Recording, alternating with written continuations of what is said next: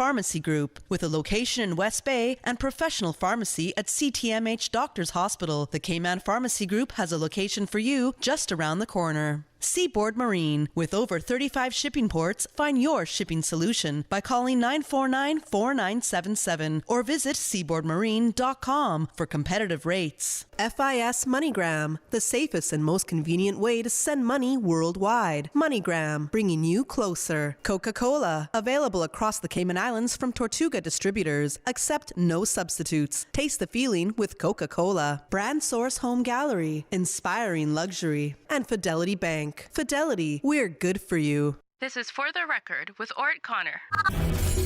Coming to you live from Radio Cayman Studio. For the record. For the record. For the record. Hear from your government officials, independents, and the opposition on issues that matter to you. For the record. Engage in an open dialogue between residents and lawmakers. For the record. For the record. For the record. Informative, impartial, insightful. This is your talk show. 1-800-534-8255. Your calls, your input. This is For the Record. And now, your host, Orrett Connor.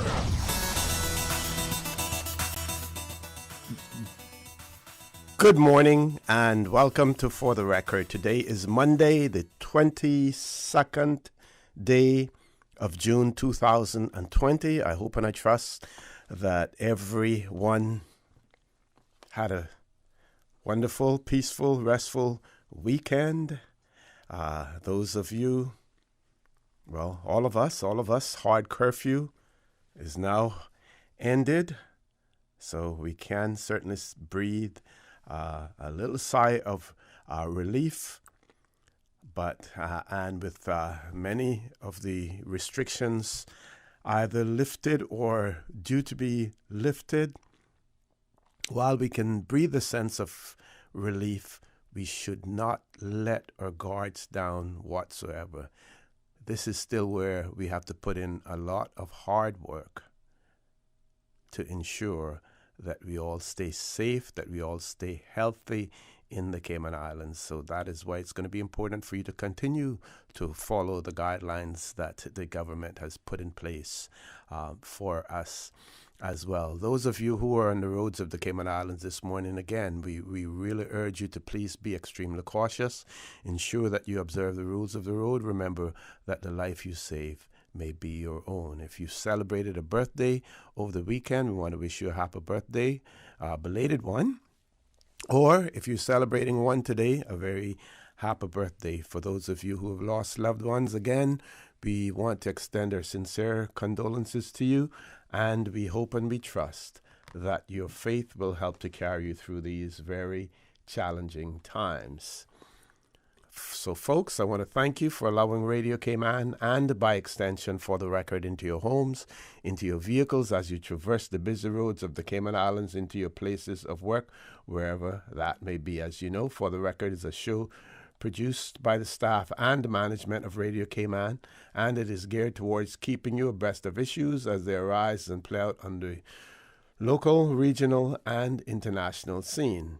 I am your host, Orrett Connor, and you're welcome to join me every Monday, Wednesday, and Friday from 7:30 a.m. until 10 a.m. During that time, our phone lines are always open, and there's that radio voice of Mr. Paul Akal, Silver Fox, waiting to take your calls. You can call us on a toll-free number provided courtesy of Flow. That toll-free number, 1-800-534-8255. You can also call us on 949-8037 and the 949-6990. Of course, if you don't like to talk on the telephone, you can email us at For the Record, one word, For the Record at candw.ky. WhatsApp us 925-3261. You can leave us a text message or send us a voice note, the contents of which will be played during the course of the show. And, of course, you can follow us on YouTube simply by subscribing to Radio Cayman live stream. This morning, we don't have anyone in the studio, but we certainly have our guests on the line with us this morning. And the first series, first group of guests that we will be speaking to.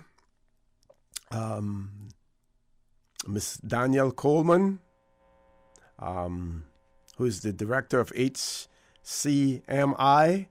and also with us we have Miss Carolina Ferreira, who is the deputy director at the Red Cross. Ladies, good morning. Welcome to For the Record. Good morning, OC. Great to be here. Happy Monday to you and all your listeners. Thank you very much. Yeah, hi, good morning, OC. Happy to be here as well. Thank you. Okay. So, ladies, can you tell our audience what we will be talking about this morning as well? Something extremely important, especially now that, again, we see so much need throughout the world, so much need in the Cayman Islands as well. Tell our audience what we will be talking about. Caroline, I don't know if you want to start or you want me to start. You can go ahead. Okay. So, as you know, at OC, we've been activated under the National Emergency Operations Center for the last 106 plus days. We actually just deactivated that on Friday, obviously as a result of the sort of the risk assessment as to whether we still need to continue it. Yes. There's a lot of work still going on in the background and will continue to go on. But I don't think the risk at the current time justifies the full activation of the entire command center. So, but one of the actual emergency support teams under the NEAC, which will continue to function given the need, is VARS, which is the Voluntary Agency Responders. And that actually is chaired by the Red Cross. Now, I guess we're moving from sort of crisis management right now into sort of the consequence management phase. And obviously there's a lot of work that needs to be done with economy, with people who really are in need at this stage of financially and also food and so forth. So the mandate behind VARS is that they coordinate and sort of ensure that we've got all the registered charities in the Cayman Islands doing great work. We're coordinating under one body, so we're not duplicating efforts. You know, we've seen some incredible things over the last few months and years, really, but over the last few months, be it between, food, assistance with food, assistance with vouchers for supermarkets, accommodation. People have been offering accommodation to those in need. There's an incredible work going on to help those in need, but of course, we just want to make sure it's coordinated, and the Red Cross's function as the auxiliary to government it's their function to do so. So I'm going to pass over to Carolina now because she has a lot of information on this. Certainly. Good morning, Carolina. Go right ahead. Oh, no problem. Thank you, OC. So the aim really and truly behind of this particular effort is to get a sort of a lay of the land as it pertains to the assistance that is being provided due to the COVID-19 crisis. But it's not intended to just stick to the COVID-19 crisis. So in terms of addressing what has been happening since the start of the crisis until now, thinking about hurricane season, which we're now into as well, and taking into account that, should anything happen during hurricane season, that, there are a lot more vulnerable people that we have identified now sort of collectively that may not have been identified previous to COVID-19, and there are a lot of other things to consider. So the aim really and truly is to try to figure out what is happening now in terms of COVID-19, who is providing what kind of support, and how can we assist beneficiaries as much as possible in a more holistic way, by trying to figure out where our resources lie, where the demands lie and the gaps are, because a lot of times I think, there's certain things that seem to be more visible than others, and then you may have an abundance of a particular type of help, but none of the other. So just in terms of getting, for us as a sector, as the NGO sector, to come together and see how can we better work together to assist all the people that we're trying to assist individually. Okay, excellent. I have a question for you before you go on. So in terms of that assistance, we see or we hear some people still continue to complain, for instance, about the needs assessment unit and their ability to get a timely response, from them, or to have their some of their issues addressed. Would you be in a position to take up any of the slack there as well? Well, I think it's sorry, go on. No, I think the needs assessment unit has a very specific role, and obviously they have in terms when it comes to their criteria and the type of assistance that they provide. What I do think that can be done, that could assist the needs assessment unit, is that by helping coordinate the sector in terms of where it is that they can refer people to, and having those people then be able to be, or those organizations be more readily available to be able to assist. Because I think the key is going to be communication as well as coordination, right? So if there's an increase in the number of persons who are being referred now to the needs assessment unit, and if the needs assessment unit is, say, referring to other food banks or soup kitchens or something of the like, but not fully understanding where their capacity is at either, then that's how it is that you end up kind of creating a bit of a problem where vulnerable people feel as if they're being bounced around between agencies. So I think there's a distinct role, because obviously NAU has something that they have to do from a more in-depth kind of check to assist in terms of getting people some of that medium and longer-term help, as well as something more immediate. But I think the coordination, because NAU is not going to be able to address all of the issues. And remember, NAU is also limited to helping only Caymanians. Yes. So there is definitely a role there for NGOs to help better assist Caymanians, as well as provide assistance to those who are on work permit and have become suddenly vulnerable. Even though, you spoke about the fact that the NAU is there only to help Caymanians, but I do believe that they did extend their remit, even if it was temporarily, to assist those persons who were on work permit and with food vouchers as well. Oh, that was the Ministry of Community Affairs. Oh, okay. So the Ministry of Community Affairs was the one who was taking that on, yes. but the NAU stuck to their remit. So the Ministry of Community Affairs was the one who was taking the requests that were coming from work. Good. Okay, great. Thanks for that. Thanks. I think just to add to that, again, I mean, needs assessment unit do have, I think it's about 2,500 families in regular blue skies. That's without an emergency. Now, of course, the needs assessment has been bolstered up during the COVID crisis to have more staff to assist with ever increasing numbers of people. However, I don't think the mechanism was ever really intended to be sort of an emergency response mechanism. We do have to look at ways, and we have been actually over the last year with both the Red Cross needs assessment unit and other stakeholders to see how do we extend that in an emergency. Now, the whole COVID crisis has been a bit of an odd one because, again, it's not the kind of emergency that we're used to seeing. We're used to seeing, utter devastation, physical devastation, these large sort of relief distribution centres giving out food, tarpaulins, sanitation kits, and so forth. But this one has been a much more of a financial crisis where it comes down to the most vulnerable, and obviously it includes food and shelter. So I think, we do work very closely with the needs assessment and the Red Cross to make sure that, one, there's no duplication of efforts here, but also that we are looking after the people who would not normally be the most vulnerable on a day-to-day basis moving forward. So in an emergency, those people who would have otherwise been on the fence a bit as to whether they are in need of items and money and so forth, have now, because of the consequences of COVID, have slipped onto the more vulnerable list. So it's about finding a mechanism to make sure that we can extend what the needs assessment already do and also help support them.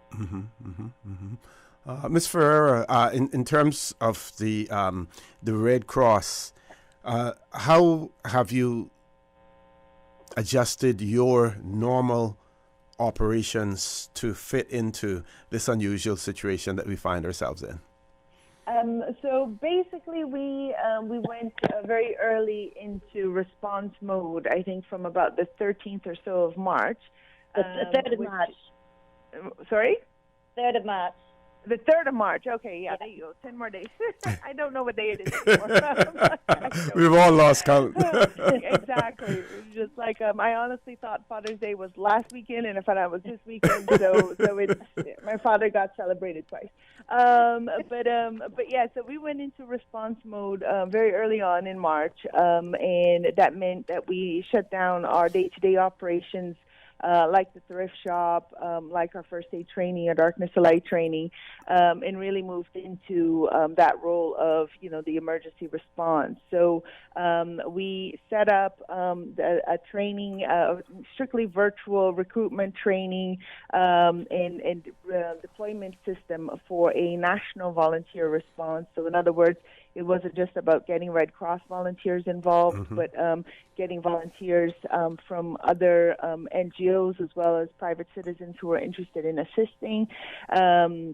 We coordinated the requests for deployment from government agencies and other agencies that required assistance as well. We are an active part of the NEOC, so we've been at every meeting. We have been coordinating the mask making efforts for when we didn't have a sort of a time frame as to when it is that we would be able to get masks from abroad. We were able to engage, I think it was just over 100 persons who ended up assisting with that to provide about 5,000 masks free of cost to the frontline workers. So we've been doing sort of a lot of coordination behind the scenes and mobilizing volunteers in the community and the like. So this is something that, it's just from our organizational perspective, it's something that we have a lot of experience in. And the thing was, there was so much that ended up sort of going on that really and truly we weren't able, and because there was so many things that we didn't know as to how long this was going to happen and what exactly was coming on. So which is why now we're in a position to be able to try and see, as part of the lessons learned from COVID-19, how do we move forward in a more coordinated way, but also how do we capture a lot of these things that have been happening and continue to happen as a way to move forward. So so it's basically been a disaster response mode since the early March. Okay, ladies, we're going to take a commercial break. Folks, please stay tuned. For the record, we'll be back shortly.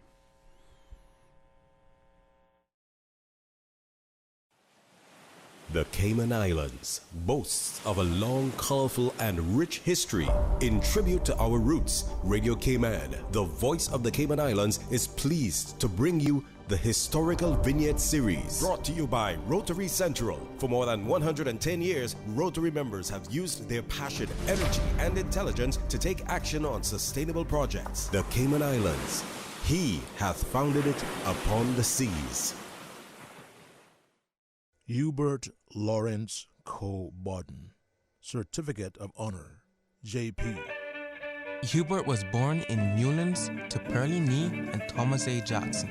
Just before his 18th birthday, he went to sea on a banana boat running between Costa Rica, Cuba, and Tampa. Eventually, he found work in the United States where he met and married Elizabeth Long. They had 2 children. In the 1960s, wishing to return to Cayman, he invested in a heavy equipment business being started by his brother, Harold J. Hubert returned to Cayman in 1968 to join Jay in such projects as Cayman Turtle Farm and Governor's Harbor, among others. In 1969, they started a quarry operation, Caribbean Stone Products, which supplied crushed rock throughout the island during the 1980s. In 1985, the brothers bought Island Paving Limited. Hubert has donated time, equipment, and materials to many community projects. And he and his brothers donated a parcel of land for the Savannah Newlands Playground. He was a special constable for the RCIPS and an honorary member of the Lions Club, and he has served on many public and private sector boards and committees. Radio Cayman's Historical Vignettes was brought to you by Rotary Central. For more than 110 years, Rotary members have used their passion, energy, and intelligence to take action on sustainable projects. Recent worldwide events bring into focus the need for quality health care. Your life is meaningful. Your health is no laughing matter. Cayman Pharmacy Group strives to make your health their concern. Recognizing the complexities of pharmaceuticals and the need to personalize your care with one-on-one counseling. West Bay Pharmacy, Savannah Pharmacy, and CTMH Doctors Hospital Pharmacy. Convenient quality care is just around the corner. Visit CaymanPharmacy.com for more information. Cayman Pharmacy Group, taking care of your health. The Cayman Islands Chamber of Commerce Pension Plan. We're here for you. Did you know that with the COVID-19 Emergency Withdrawal Program, we reviewed over 12,000 member applications in May, approved over 8,000 applications, and paid over CI $90 million to our members from June 12th onwards? We are the Cayman Islands Chamber of Commerce Pension Plan, and we're here for you. For further information regarding the Emergency Withdrawal Program, visit chamberpension.ky, and for information as it happens, follow us on Facebook, LinkedIn, or Instagram. Email admin@pensions.ky or call 745-7630.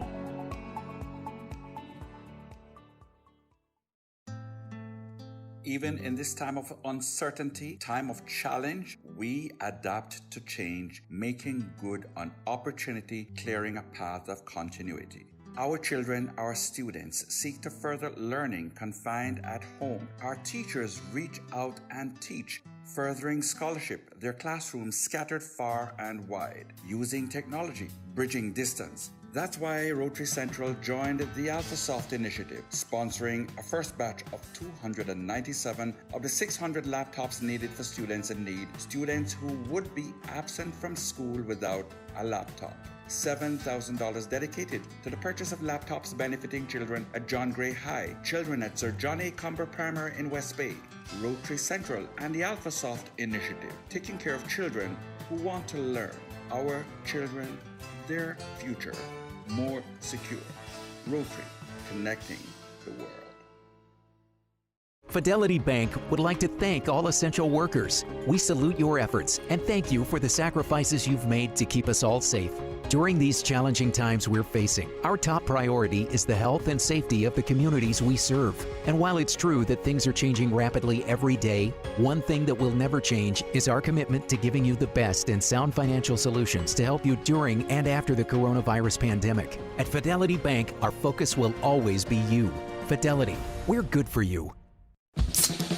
We all know there's nothing more refreshing than the taste of an ice-cold Coca-Cola straight from the cooler. No one can stop me when I taste the feeling. Whether it's celebrating a birthday, promotion, or just a great meal, make each moment a Coca-Cola moment. No one can stop me when I taste the feeling.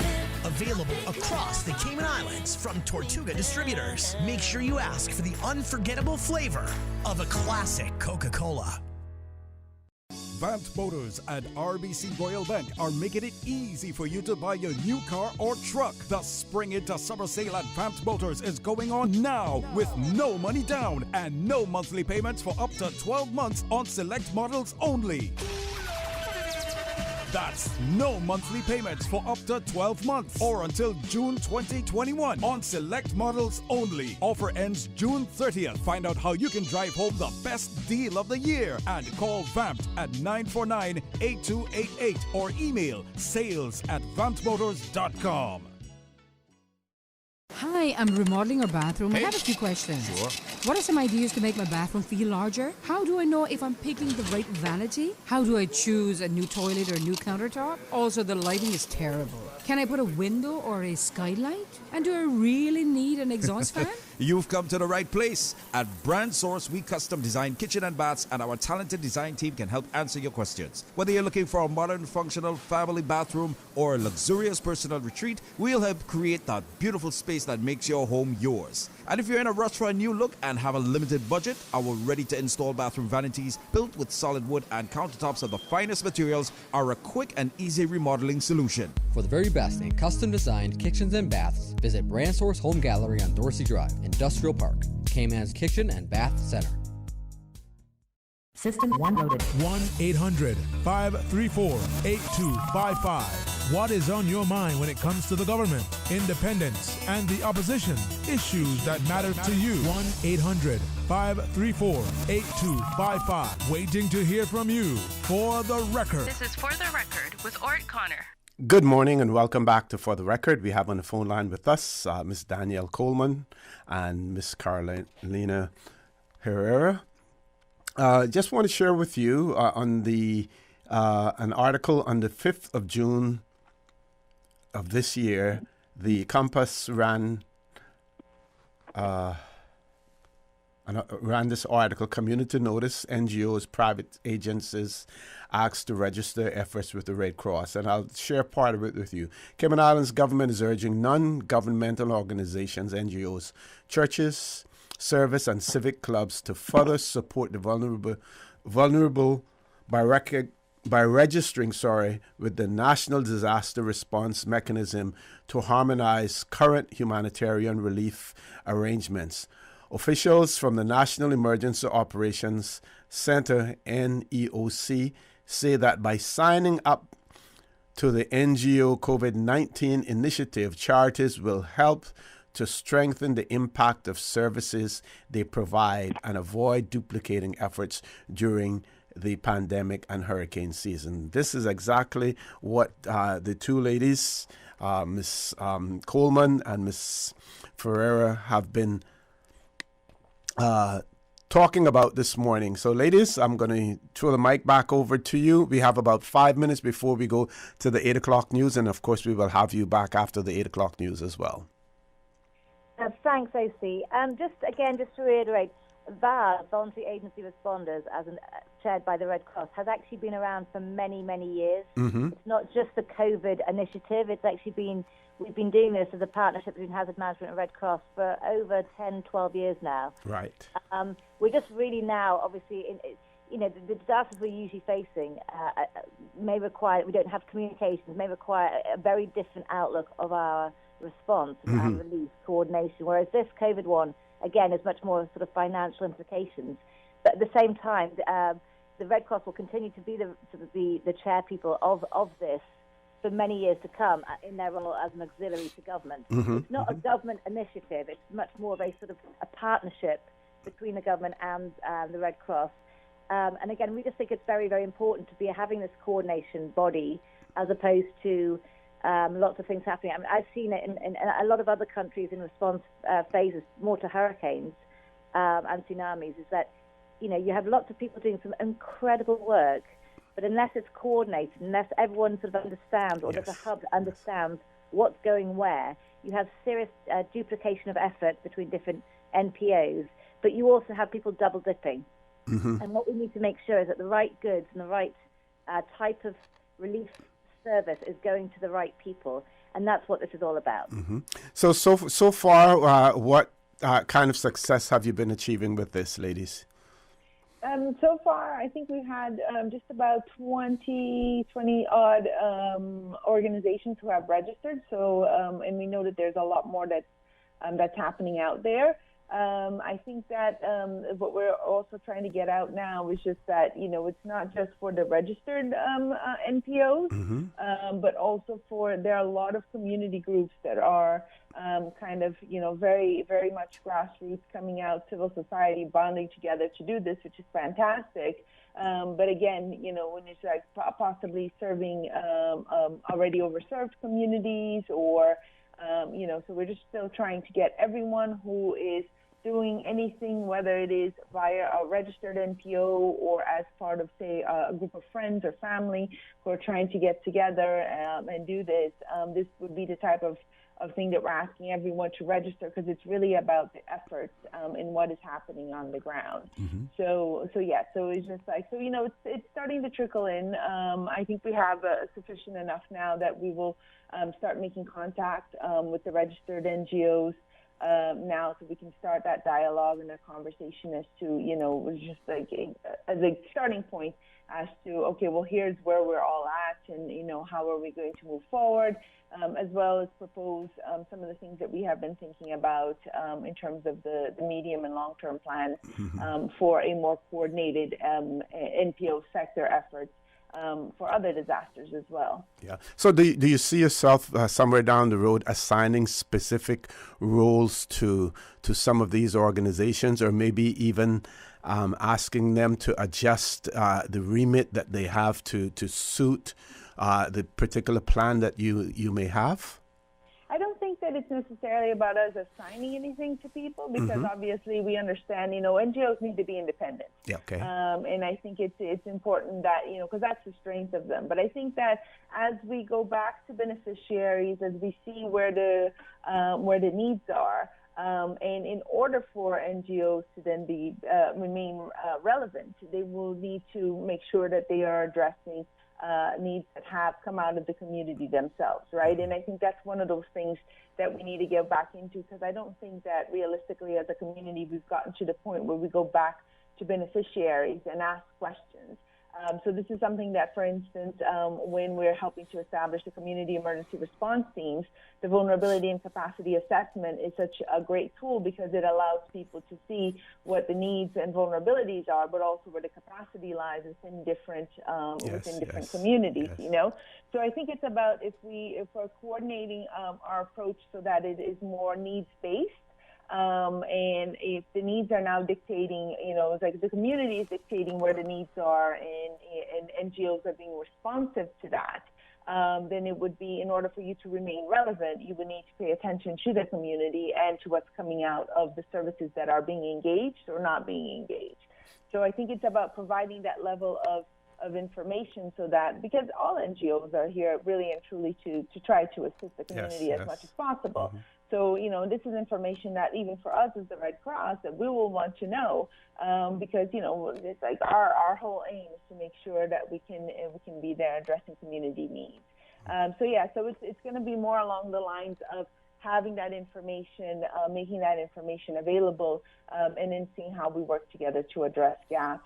And for those organizations that have more flexibility when it comes to the types of programming that they can offer or the expertise in-house and whatnot, it will definitely help, you know, that they might be able to make shifts and whatnot in the services that they're providing to be more relevant. Okay, ladies, I'm going to ask you to hang in there. We're going to take her 8 o'clock news. When we return, the conversation with Miss Danielle Coleman and Miss Carolina Ferreira will continue as well. I hope I got that last name right. I have to double check that. Folks, please stay tuned for the record. We'll be back shortly. Radio Cayman Time Check is now 8 a.m. This time check is brought to you by our friends at Foster's. We've got some good news. You can now shop at Foster's no matter what day it is. We're now open 6:30 a.m. to 9 p.m., Monday to Saturday. But please remember that you're still required to wear a face covering when shopping with us. And don't forget to maintain a distance of at least 6 feet from others in the store. This is all to ensure that you have a happy, healthy shopping experience with us. For more info, visit fosters.ky. Foster's. Better because we care. The voice of the Cayman Islands. 89.9 FM in Grand Cayman and 93.9 FM in Cayman Brac and Little Cayman. Silver wings shining in the sunlight. Radio Cayman. The 8 a.m. news is proudly sponsored by the Chamber of Commerce Pension Plan. For further information, please visit chamberpension.ky. The Cayman Islands Chamber of Commerce Pension Plan. We're here for you. Did you know that with the COVID-19 Emergency Withdrawal Program, we reviewed over 12,000 member applications in May, approved over 8,000 applications, and paid over CI 90 million to our members from June 12th onwards? We are the Cayman Islands Chamber of Commerce Pension Plan, and we're here for you. For further information regarding the Emergency Withdrawal Program, visit chamberpension.ky, and for information as it happens, follow us on Facebook, LinkedIn, or Instagram. Email admin@pensions.ky or call 745-7630.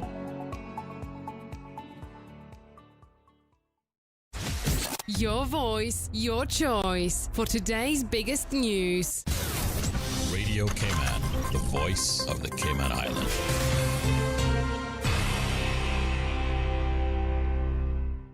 With your latest news, I'm Carsley Fuller.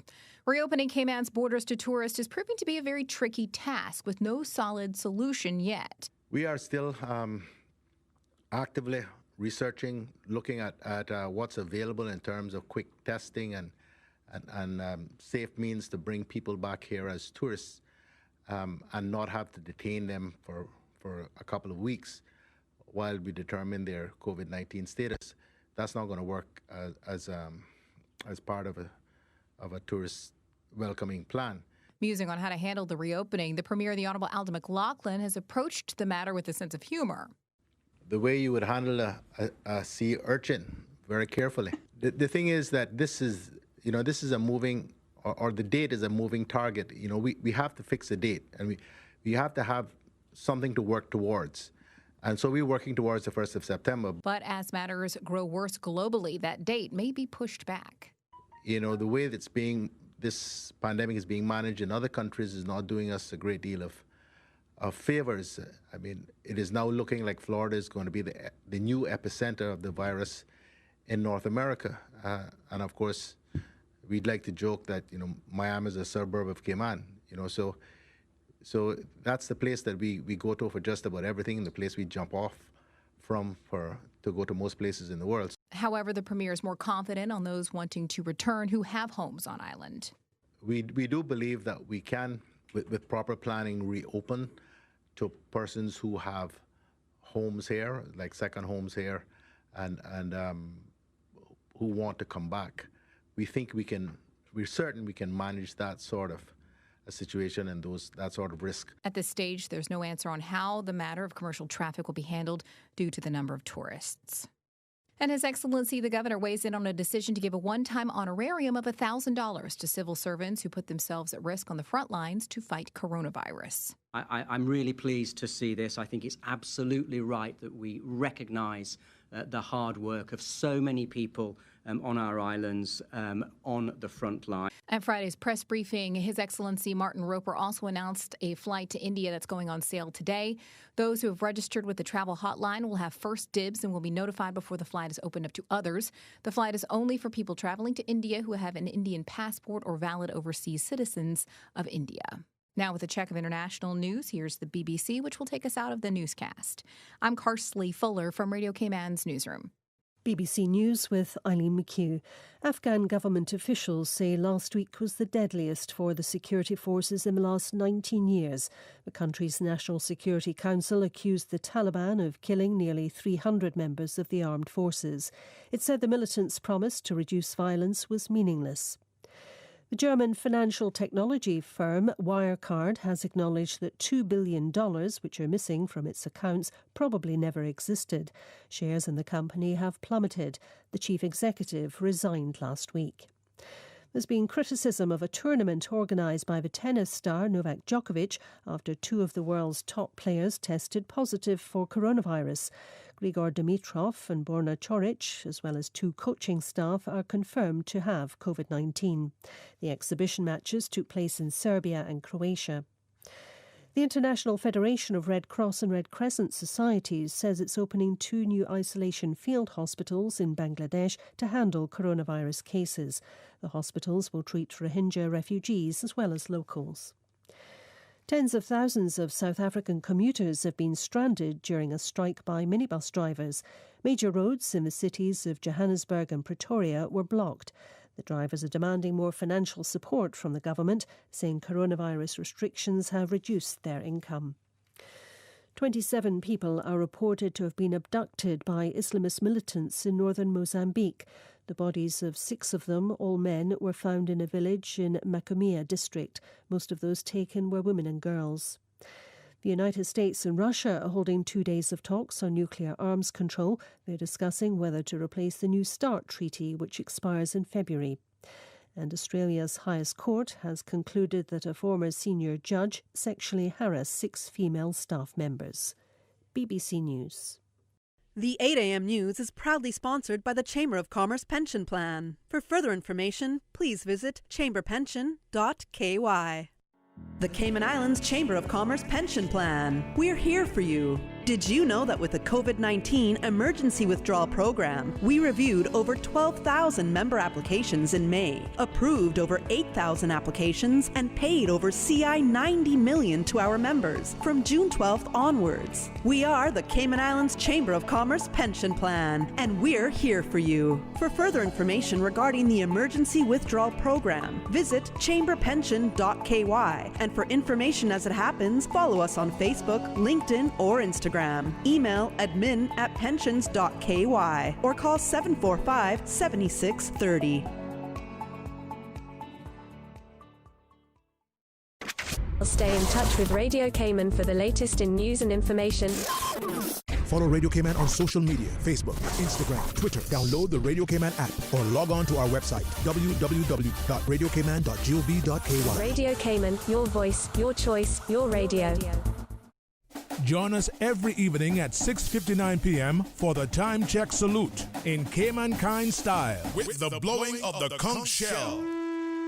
as the Cayman Islands community extends their appreciation to all of the frontline staff who are working to keep our islands safe and functioning during these challenging times. Wow, looks good. What is that? Chicken chair. What did you just say to me? Chicken chair. I am not a chicken. Whoa! I said chicken share. It's from KFC. Bucket of 12 hot wings, 6 pieces of chicken, or 8 tenders. KFC chicken share. Just $12 each. Oh. Want some chicken, tenders, or hot wings? You're sharing your chicken share with me? The new chicken share from KFC. Just $12 each. And it's finger-licking good. Dine at KFC Baytown Plaza, KFC Shedden Road, or KFC at the Strand.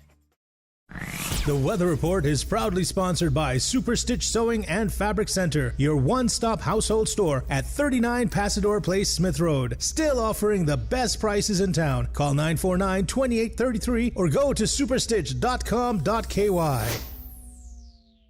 New stock has just arrived at Super Stitch. Now don't take my word for it, drop by and see for yourself. Fresh off the boat, we have loads of fabric, vinyl upholstery fabric, fabric for cushions, outdoor fabrics, and dress fabric. That's not all. Super Stitch has sewing accessories and craft items. Included in the new shipment, you will find sheets, comforters, throw pillows, bath mats, rugs, and curtains for every room in your home. Super Stitch, 39 Pasador Place, Smith Road. Still offering the best price in town. Call 949-2833 or go to superstitch.com.ky. Good morning, Cayman. Let's take a look at your latest weather. Compliments of our friends at Super Stitch. Present temperature 84 degrees Fahrenheit. Relative humidity 88%. Barometric pressure now at 30.00 and holding. Wind gusts up to 8 knots. Isolated showers along with light to moderate southeasterly winds and seas are expected across the Cayman area for the next 24 hours as a tropical wave moves just south of our area.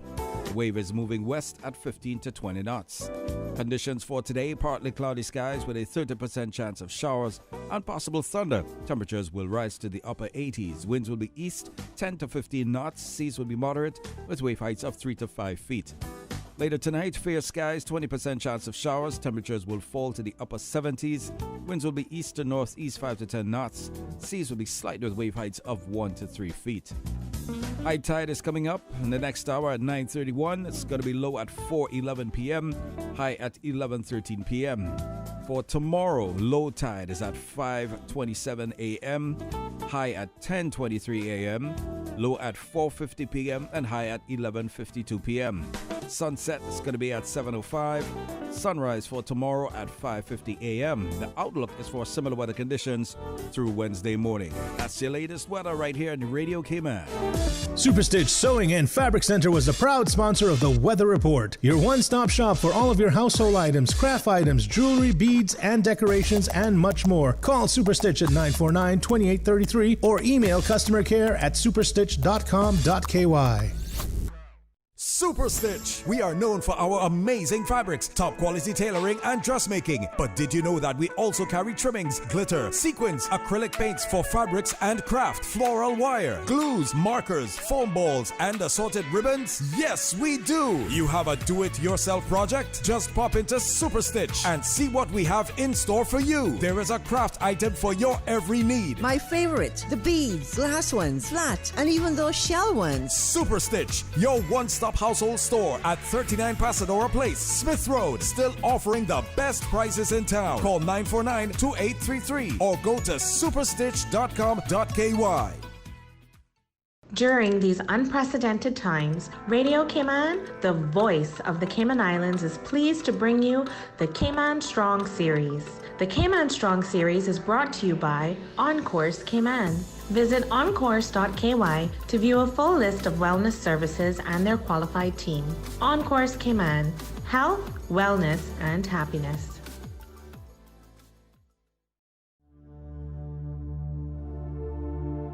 Change your thinking, change your life. Ultimately, taking action is the surest way to achieve results. As motivational speaker Tony Robbins said, I believe life is constantly testing us for our level of commitment, and life's greatest rewards are reserved for those who demonstrate a never-ending commitment to act until they achieve. This level of resolve can move mountains, but it must be constant and consistent. As simplistic as this may sound, it is still the common denominator separating those who live their dreams from those who live in regret. Change your thinking. Change your life.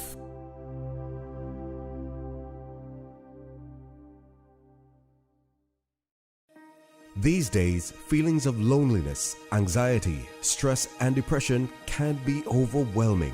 Just know you are not alone. On Course Cayman offers private mental health services for children, teens, adults, and groups. Visit oncourse.ky to view a full list of wellness services and their qualified team. On Course Cayman. Health, wellness, and happiness. Radio Cayman's Cayman Strong series was brought to you by On Course Cayman. Visit oncourse.ky to view a full list of wellness services and their qualified team. On Course Cayman, health, wellness, and happiness. The traffic report is brought to you by Subway. Planning a meeting, event, or office celebration? Visit subway.ky to place your catering order today. Good morning, Cayman. Let's take a look at your traffic situation. If you're coming out of the eastern districts, you don't have to worry about much traffic as it's still very much light and moderate. Just looking outside King Sports Center, a good flow of traffic along the Linford-Pearson Highway. And if you're heading on to Crew Road, it's similar. Getting into town, looking at Shedden Road, Eastern Avenue, most streets in Georgetown, getting a little bit busy, but traffic is moving comfortably without much of stoppage. West Bay Road, similar. Traffic coming into Georgetown as well as the Esterly Tibbetts Highway. Traffic is still light. Good to see that some people are still taking the precautions of not necessarily having to go out, but being that restrictions are lifted, you have that option. So now it's all about staying safe. The traffic report, of course, brought to you by our friends at Subway. Don't forget, buckle up, stay safe, and observe those speed limits. Subway is helping to keep Cayman safe by limiting store openings and hours, offering curbside pickup and delivery right to your door. With 3 locations currently open to serve you: Anderson Square in Georgetown, Centennial Towers in West Bay, and Countryside Shopping Village in Savannah. Subway is open from 7 a.m. to 6 p.m. on soft curfew days. Free delivery for orders with a minimum $20 purchase. Delivery times only from 10 a.m. until 3 p.m. Subway, helping you to enjoy your favorite foods in the safest way possible. The traffic report is brought to you by Subway. Planning a meeting, event, or office celebration? Visit subway.ky to place your catering order today. Honey, our fridge has stopped working again. Everything in the freezer is melting. We need to get this repaired right away. I'm calling Brand Source Service. When you need the very best appliance service, call Brand Source Service at 623-5000. Offering service and installation of all brands and models of appliances. Brand Source Service is Cayman's source for appliance parts and repairs, with qualified and experienced technicians and the island's largest stock of appliance parts. Brand Source Service will have your repair completed in a flash. So, whatever the problem is, call the experts at 623-5000. Brand Source Service, Dorsey Drive, Industrial Park. Telephone 623-5000. For the record, with Orrett Connor. Initiating system. For information that matter. For the record, with Orrett Connor. Continues right now on Radio Cayman. Good morning and welcome back to For the Record. On the phone lines, we have Miss Danielle Coleman, who is the director of the NEOC in the Cayman Islands. We also have with us Miss Carolina Ferreira. Got it right this time. I think I kept alternating between Herrera and Ferreira, and my apologies for that. And she's the deputy director at the Red Cross, and we're talking about the register of NGOs. Ladies, one of the issues that you mentioned also was the possibility of double dipping. and by recipients. And we know that some people will double dip simply because of greed, but at the same time, some people may double dip because of the actual need that is there. And how do we go about addressing those? I think you've got a really good point there. I mean, the last thing we want to do is if people have the need, then we want to make sure we can cater for that. Yes. But that's why this centralized database being run by the Red Cross is going to be so critical moving forward, because, again, it's referring people who need it onto other services, so we can get a much better picture about what, everyone's needs are. It certainly isn't if people need the help, we want to make sure they're getting all the help they need, as opposed to, just limited aspects of it. Mm-hmm. They may need food vouchers. They may need help with counselling. They may need help with, laptops, whatever it might be. And I think it's making sure that we tailor our approach to the people who actually really need it, and again, avoid double dipping for greed's sake and greed's sake alone. And just to add to that, OC, I think the idea is to ensure that we put the beneficiaries at the center and provide as much dignified support as we can. And I think it's one of those things where, we shouldn't expect people to make do with, say, one hot meal a day, and it's just because that's what particular organizations may be able to offer, yes. Or, with enough food stock for, what might for their household end up being for 3 days, which otherwise may be considered to be enough for other households for a week, and all of those things. So when we talk about double dipping, we're not talking about people who are in need who have to go back to these services and get additional support. That's not what double dipping ends up being at all. Double dipping really is, we're talking about those who don't have a need for that type of support or assistance, and who are basically just try to hustle the system in some way, shape, or form, because we know these things happen, and I mean it's just it's an unfortunate part of the reality, even on a day-to-day basis. So I think it's about, as we work together from the NGO sector and really try to coordinate the assistance that we give and all of that, and it's just like, how can we meet even some of the gaps in the assistance that happen, because not just because someone is getting some support from a particular agency, it may not mean that all of their needs are being met at all, and therefore shouldn't disqualify them from being able to get sort of, the additional assistance from other agencies. So it really is about looking at it from a holistic perspective, and really and truly from that beneficiary standpoint, so that we can, we can try to support people as much as possible and with as much dignity as we can. Okay, ladies, I know that there's specific things that you want to talk about, so I don't want to distract too much by asking too many questions. I want you to be able also to get the points across that you would like to as well, so you still have the mic.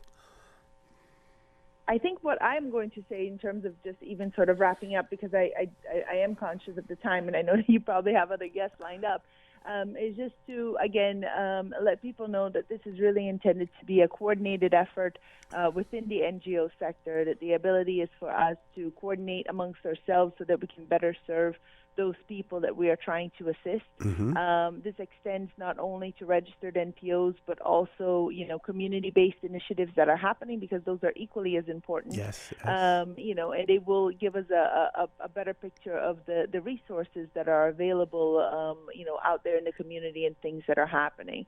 So for anyone who has not yet had the opportunity to register, it's a very simple form. It is located both on the Red Cross's Facebook page, HMCI's Facebook page, and can be requested directly through the Red Cross via the email DM for disaster managers, so dm@redcross.org.ky. And we will get that out to you, and we will start engaging in conversations shortly with those NGOs that have signed on, so that we can start getting this process moving. Okay, Ms. Coleman? I guess just a final word for me. We've seen some incredible acts of kindness going on through Cayman Kindness, through just the soup kitchens, the vouchers, accommodation, everything else that all these charities, as well as established charities, as well as groups that have emerged from COVID, have been doing, and we're incredibly grateful to everyone for playing their part in that.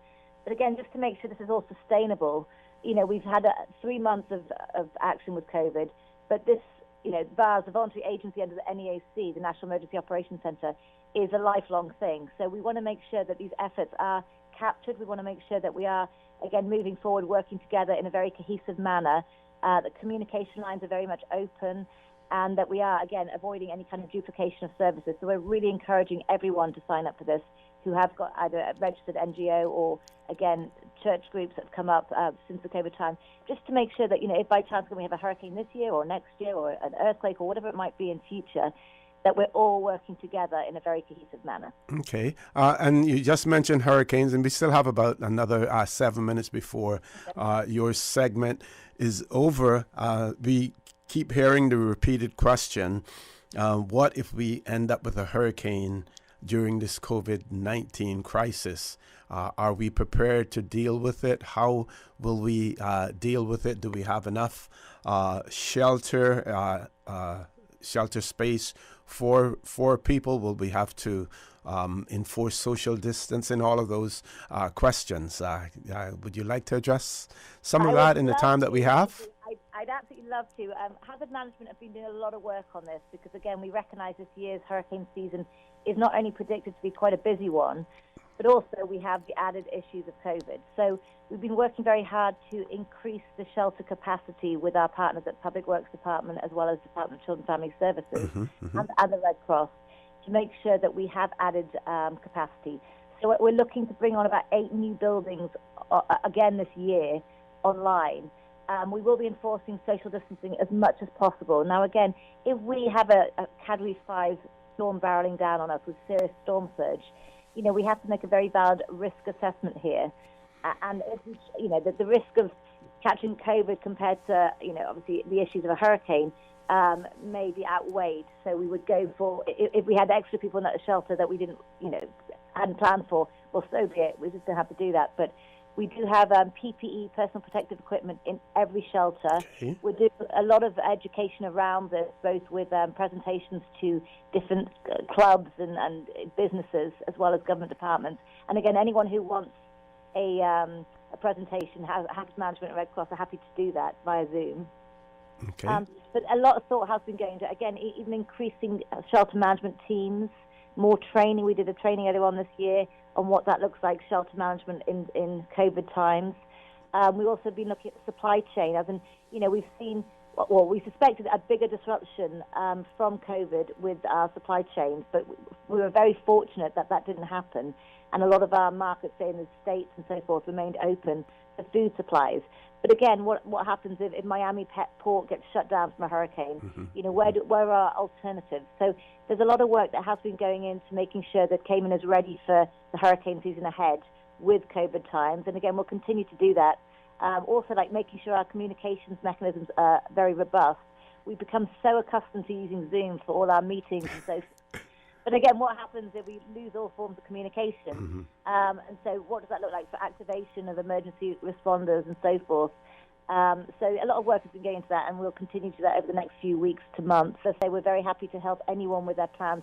We have a lot of information up on our website, which is www.caymanprepared.ky.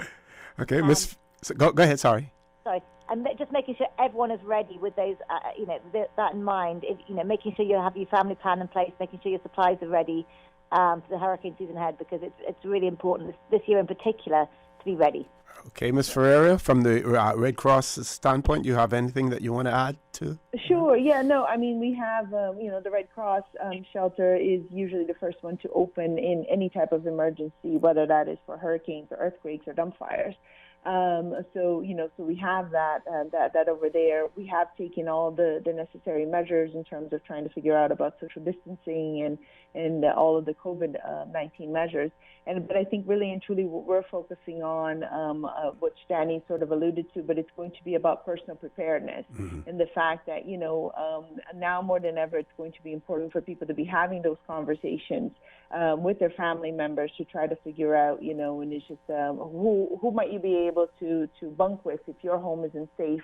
And really, there might be additional vulnerabilities in your household when it comes to COVID-19 that you may not necessarily think that the shelter is the best place for you. So how do you end up in that situation where you might have another sort of safe haven amongst your own network, right? And it's just like, but having those conversations with people, having those conversations with your own families, because I think one of the other things that people have been asking about, which there's still no clear answers to, and this is still no fault of anybody's, but it's the idea of evacuation. Yes. And evacuation flights or lack thereof. We don't really know what's going to happen. And, right at the start of this whole COVID thing, I know that the U.S. had canceled ESTAs across the board. So where are those going to stand by the time, it's just like there might be a hurricane threat and all of those things. So I think it's going to be important now more than ever that people talk through some of these issues with themselves, with their families, figure out a little bit more about what they need as a family, where their vulnerabilities are, the risks within their areas.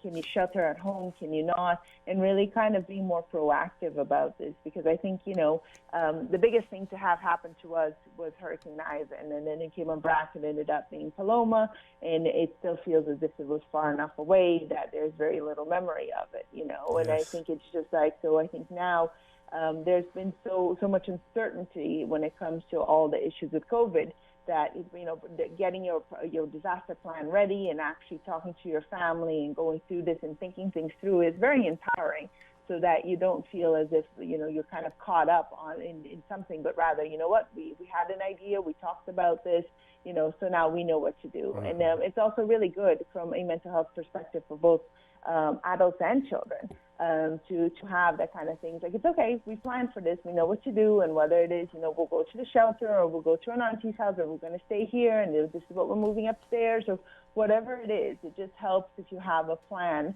that can kind of guide through what your actions are going to be. So that's what we're really pushing from a Red Cross perspective, and I think we're also going to start offering some family preparedness sessions on Zoom to free of cost to the public, of course, so that, especially for those who may be new to islands, but those who may just kind of need to think through a few other things, they can have the opportunity to do so.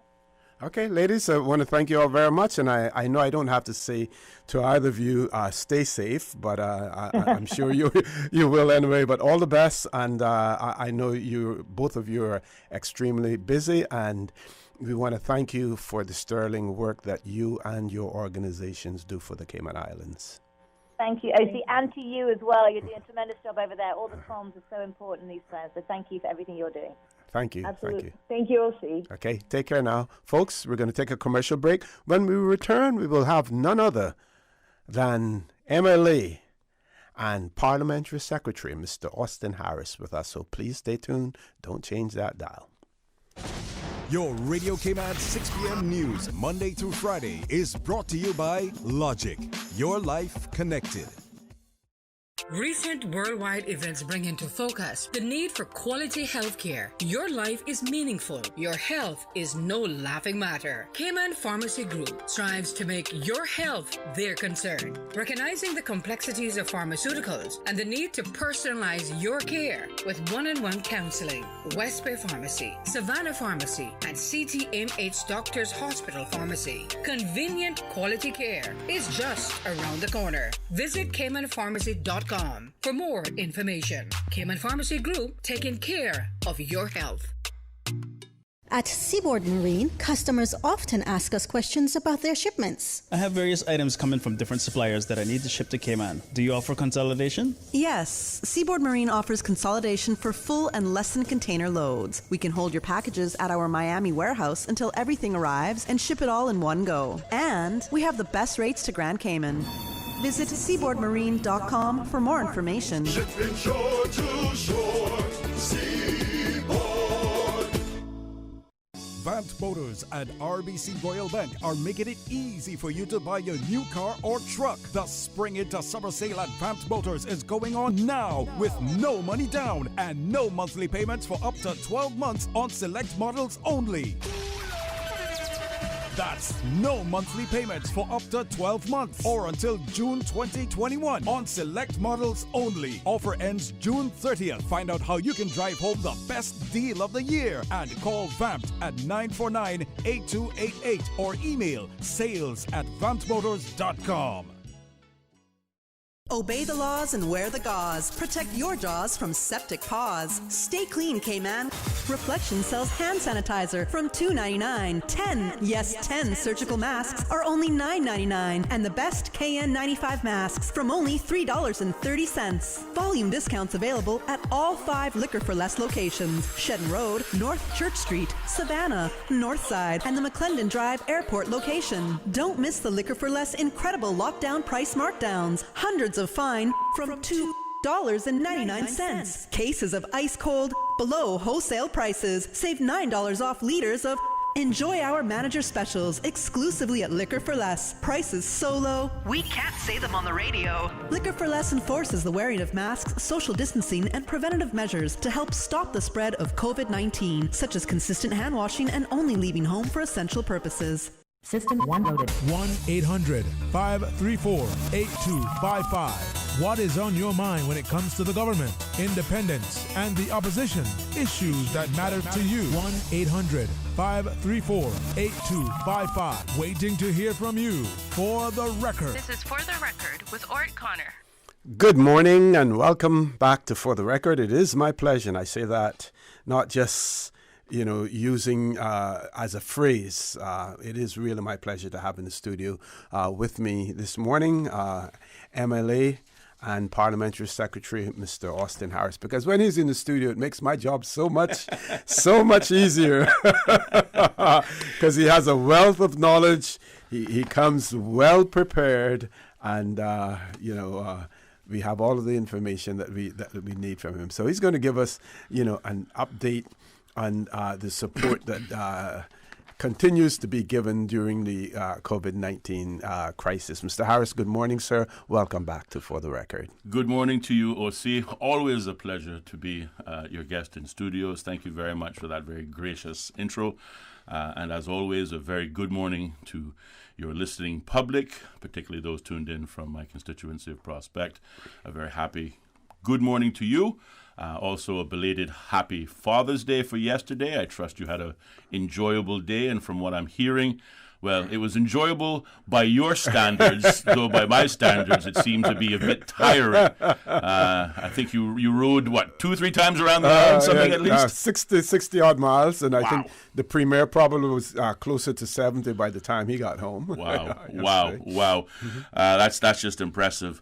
Arguably, though, in my attempts to try to get fit, I got myself a bicycle as well. Nowhere near the kind of racing machines that you gentlemen are known to ride. You're lucky you could find one, because it's so difficult worldwide to find bicycles. I was talking to my daughter yesterday, and in New York, she can't find any. She went to all the bike stores. I referred her to one popular bike store in Brooklyn, R&A bike store. No bikes there, really? And the supply, they're looking at July, August, wow. Because so many of the factories and stuff like that overseas, yes. China, Taiwan, yes. are closed down as well. And the demand for bicycles was, so great. Really? So, yeah. Really? And they expect it to continue, because they don't see a lot of people transitioning back to mass transit, right. Okay. Very quickly.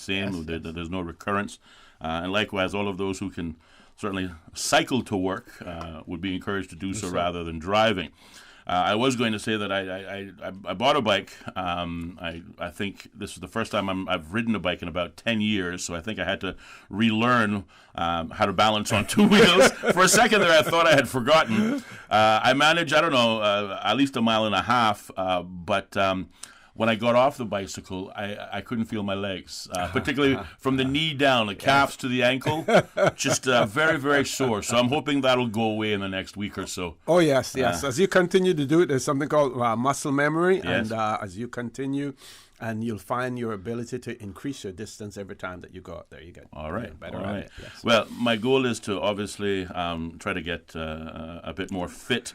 I don't think I'll ever be in the category of 63 and 68 mile rides, but certainly if I do get up there close, you'll be the first to know. Great. All right. Look forward to it. Well, again, I want to thank you very much on behalf of the Unity Government for the opportunity to come on your program to provide the listening audience with another update with regards to the various COVID-19 support services that the government has made available to the general public. I think the last time we got together was about the 25th of May, and I guess you will consider this our June 2020 update. I guess I have a lot of information to share, as you mentioned, and we'll just begin right off the bat, starting with support for Caymanians in need. These are services largely being provided by the Needs Assessment Unit, who, again, I acknowledge this morning the management and staff for all of their hard work, commitment, and dedication in meeting the needs of the general public as they arise. As of the 13th of June this year, the Needs Assessment Unit is now assisting 3,386 families, or roughly 13,544 persons. That represents a 25% increase in the people assisted since we last got together on May here on this program. There are 767 applications that are still pending, and this is due significantly to those incomplete applications and missing documentation that we spoke about a month ago. That situation, unfortunately, has not improved a great deal, and a bit later on this morning I want to speak a little bit about some of the challenges that Needs Assessment is experiencing, hopefully to remind and encourage clients who would otherwise be utilizing these services as to what to expect and what criteria to follow, which will certainly go a long way in reducing the wait time that persons are experiencing. Again, there continues to be large amounts of persons presenting to NEU daily. Most days there are over 100 persons either bringing in required documents or coming in to collect their regular food top-ups on their poor relief vouchers, for the food vouchers. We had a high on a single day of 140 persons in one day, but it averages out to about 75 people Monday through Thursday, as part of their regular schedule. Just to put some numbers to what this assistance looks like, taking a look at the primary services of rental assistance and poor relief food vouchers. For the month of May in rental assistance, the Needs Assessment Unit spent $359,465 for May 2020. And as of the 19th of June, we have spent $88,450, noting, of course, the bulk of the rental payments comes due at the end of the month, so these numbers will obviously change come the 30th of June. In terms of poor relief food vouchers, those numbers are significantly higher. For the month of May, the Needs Assessment Unit spent $665,979 on food vouchers. Likewise, up until the 19th of June, it has spent $406,510 providing poor relief food vouchers. The total value of rental assistance and food vouchers for both May and June comes to a whopping total of $1.5 million, actually $1,520,000 to be precise. Taking a look at some of the key statistics of the clients that are assisted through the Needs Assessment Unit, as we noted last time, more than 60% of our clientele that are receiving assistance are 55 years and older. Specifically, persons 65 and over represent 41% of the clientele. Persons 55 to 64 represent 18% of the clientele. Persons 45 to 54 represent 15%, and persons 25 to 54 represent 26% of the clients receiving assistance. Broken down by districts, Georgetown continues to represent the largest amount of clients, with 35% of the overall client base residing in Georgetown, followed very closely by West Bay with 31% of the population, Bordentown with 19%, and then Cayman Brac, Northside, and East End, each accounting for 5% each. There has been no assistance requested for Little Cayman, who, of course, as we know, are now COVID-free. Yes. And we're grateful for that. Earlier on, I spoke about some of the ongoing challenges, and these challenges are real, and I share them not to point fingers or chastise anyone, but to certainly encourage particular applicants who are requiring assistance to get these things right, because in the absence of getting these things right, obviously it leads to delays, and also it will also lead to sometime embarrassing rejection of service. We remind persons seeking to utilize assistance from the Needs Assessment Unit that persons applying for assistance must have a minimum monthly income that is below $3,000. Anything above $3,000 per month is considered outside of that criteria. We have had... That's individual or per family? Yeah, okay. As an individual. Okay, yeah. Each case is obviously measured individually.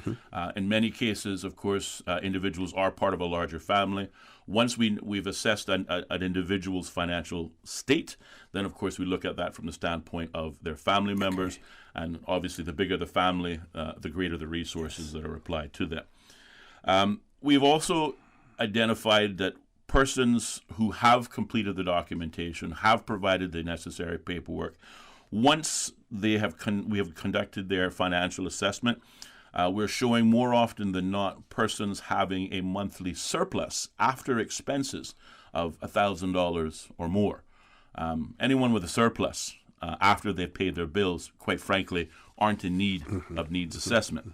And I would encourage those persons, whether your surplus is $1,000, whether your surplus is $500, whether your surplus is $100, please be cognizant that there are persons in this community who have no surplus. There are persons in this community who have no jobs. And therefore, if we were to assist even those with a minimum surplus, then there are persons that without any would go without. Yes. And we have to keep that in mind. There have been persons applying for assistance who have not been impacted by job losses or pay cuts, but still accessing services. It is unfortunate to say that a number of these persons represent government staff or civil servants and or their spouses. It is a regrettable situation. We understand persons are hurting. But again, we've had to prioritize, given the high demand, specifically those persons who have either been laid off, those persons who have been temporarily laid off, or those persons who have been terminated altogether. And in many cases, they have not just themselves, but families to feed. So we have to prioritize what spending is available. Also, somewhat anticipated, but this number is growing almost to a disturbing level. Persons who claimed on their pensions by way of the COVID-19 pension withdrawals, but choosing to refuse to spend that money on their month-to-month expenses and still coming to needs assessment saying, hi, I want to use NAU money because my pension withdrawal is for something else. Okay. And they actually do admit then that they have, how do you know that they have accessed their pensions? Well, again, needs assessment has access to the Department of Labor and Pensions and persons who are obviously making withdrawals. So as part of the financial background checks, persons are checking the names of those applying with us against those who may otherwise be applying for pension withdrawals. This is not a surprise. We told persons, obviously, from the very beginning that this would be conducted so as to ensure that there isn't double dipping. Exactly. For the same reason. Again, not trying to be mean or cruel to anyone. But if you are receiving a pension and you're taking a drawdown on that pension, then take that pension. That's what it's there for. Utilize it. But recognize that the surplus that's left over for needs assessment are there for persons who are without, for those persons who may have less than $10,000 in their pension, that have less than you do. So we want to encourage persons, I guess, to think with your head and your heart. that there's always somebody in a worse situation than you are. Okay, we're going to take a commercial break, Mr. Harris. Folks, please stay tuned. Lots of interesting things to talk about, lots of important information that Mr. Harris is providing for us. So don't change that dial. For the record, we'll be back immediately after this commercial break. Fidelity Bank would like to thank all essential workers. We salute your efforts and thank you for the sacrifices you've made to keep us all safe. During these challenging times we're facing, our top priority is the health and safety of the communities we serve. And while it's true that things are changing rapidly every day, one thing that will never change is our commitment to giving you the best and sound financial solutions to help you during and after the coronavirus pandemic. At Fidelity Bank, our focus will always be you. Fidelity, we're good for you. We all know there's nothing more refreshing than the taste of an ice-cold Coca-Cola straight from the cooler. No one can stop me when I taste the feeling. Whether it's celebrating a birthday, promotion, or just a great meal, make each moment a Coca-Cola moment. No one can stop me when I taste the feeling.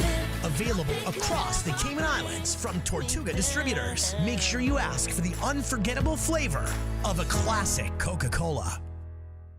Vamped Motors and RBC Royal Bank are making it easy for you to buy your new car or truck. The Spring into Summer Sale at Vamped Motors is going on now with no money down and no monthly payments for up to 12 months on select models only.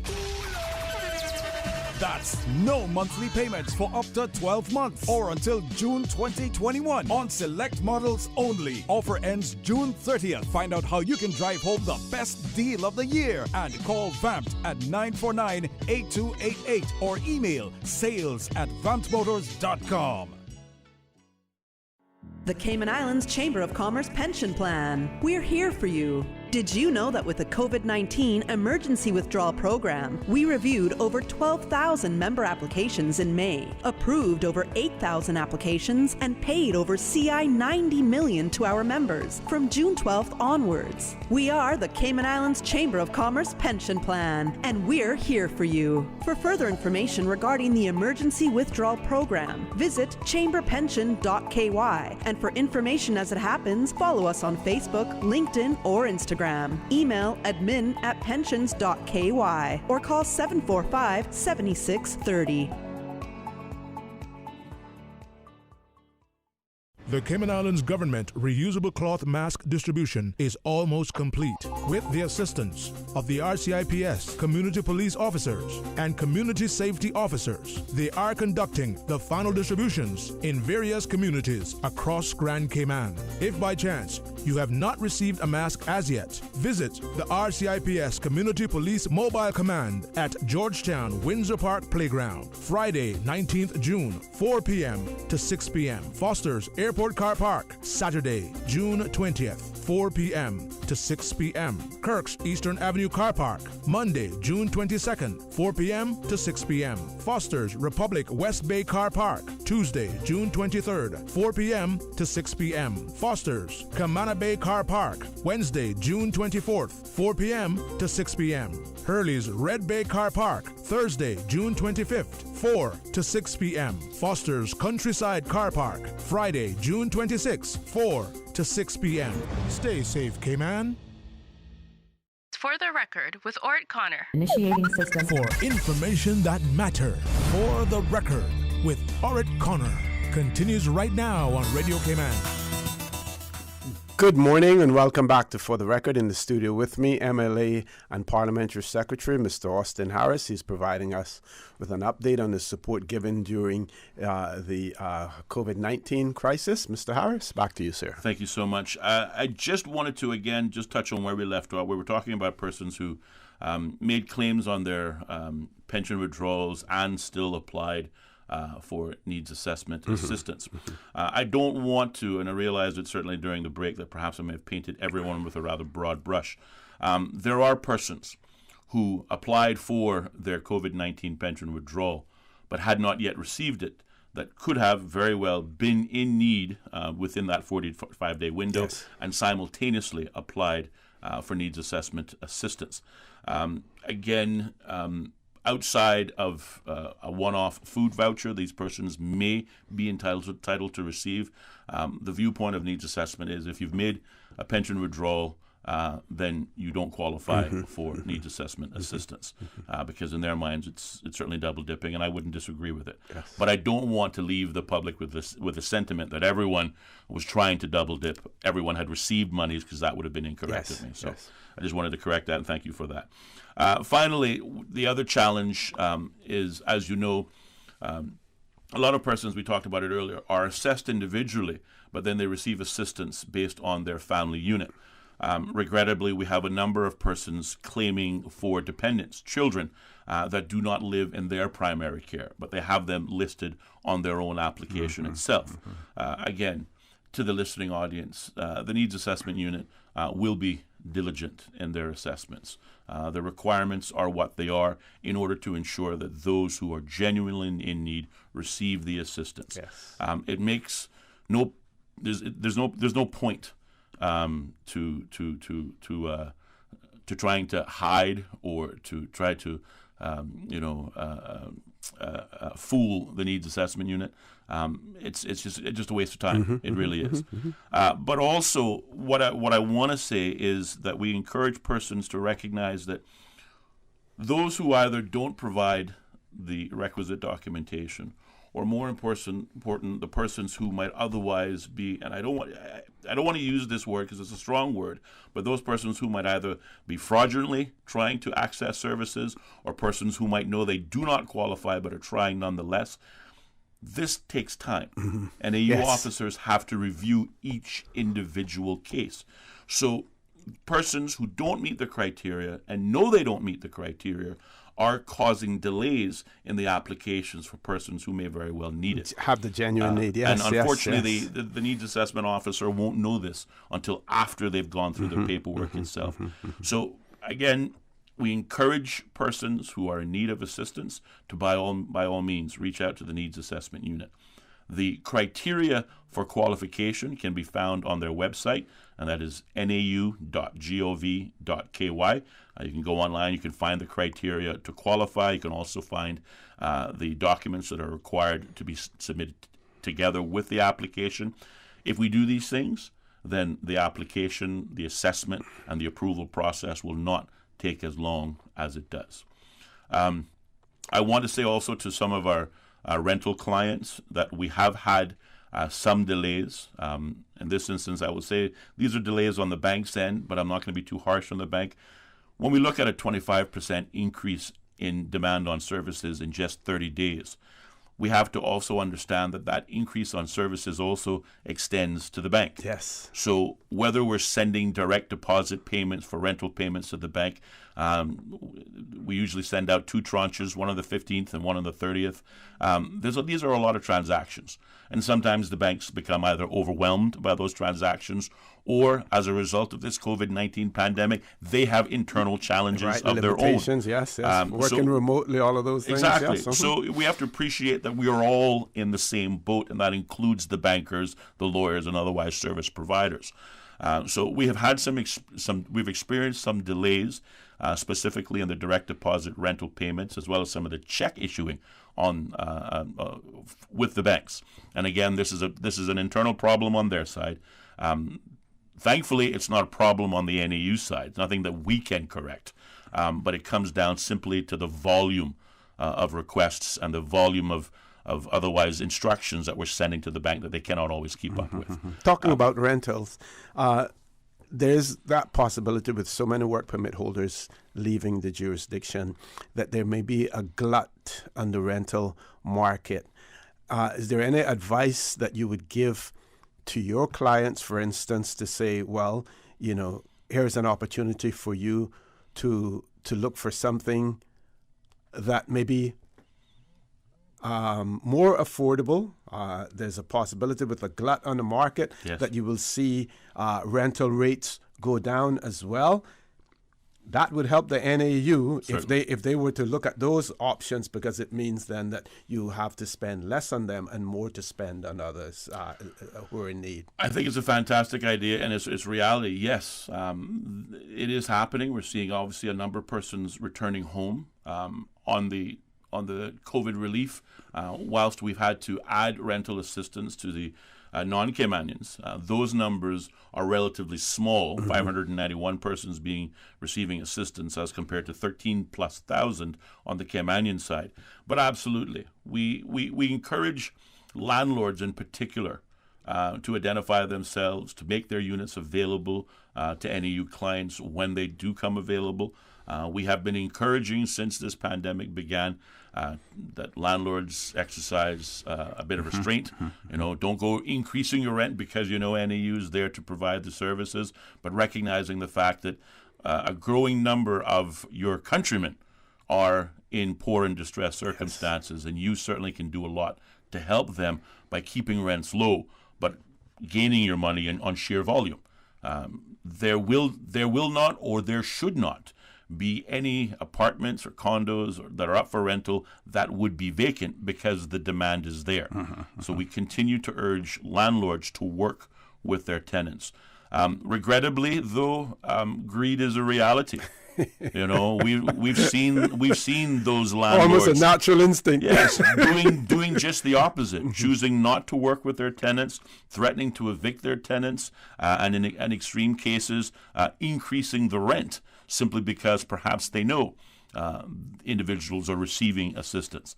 I say to those landlords, NEU has a cap on rental assistance. It'll do so much and not anymore. So the only person you're hurting is yourself and perhaps your tenant, who very, very clearly just needs a roof over their head. But what would you rather?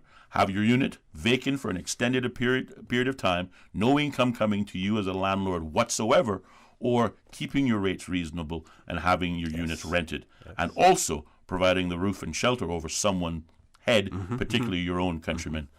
Really, I would sleep better at night knowing that I'm helping someone else and also covering my expenses. So we continue to encourage landlords to work with the tenants, but also continue to work with the needs assessment unit. Okay. Paul, you want to take that headline news break now? Or, folks, top of the hour, 9 o'clock headline news. Please stay tuned. For the record, with MLA and Parliamentary Secretary Mr. Austin Harris will continue after headline news. Satisfaction is guaranteed 24 hours a day, whether it's music or information. From Grand Cayman to Cayman Brac to Little Cayman, we've got you covered. You ever hear a thing like that? Radio Cayman in the Cayman Islands. Today's biggest news. Radio Cayman. It's only two species that we have here on the island. Generations present. Your voice, your choice. It is in the best interest of the people of these islands. Local, regional, international. This is Headlines from Radio Cayman's newsroom. Today's biggest news.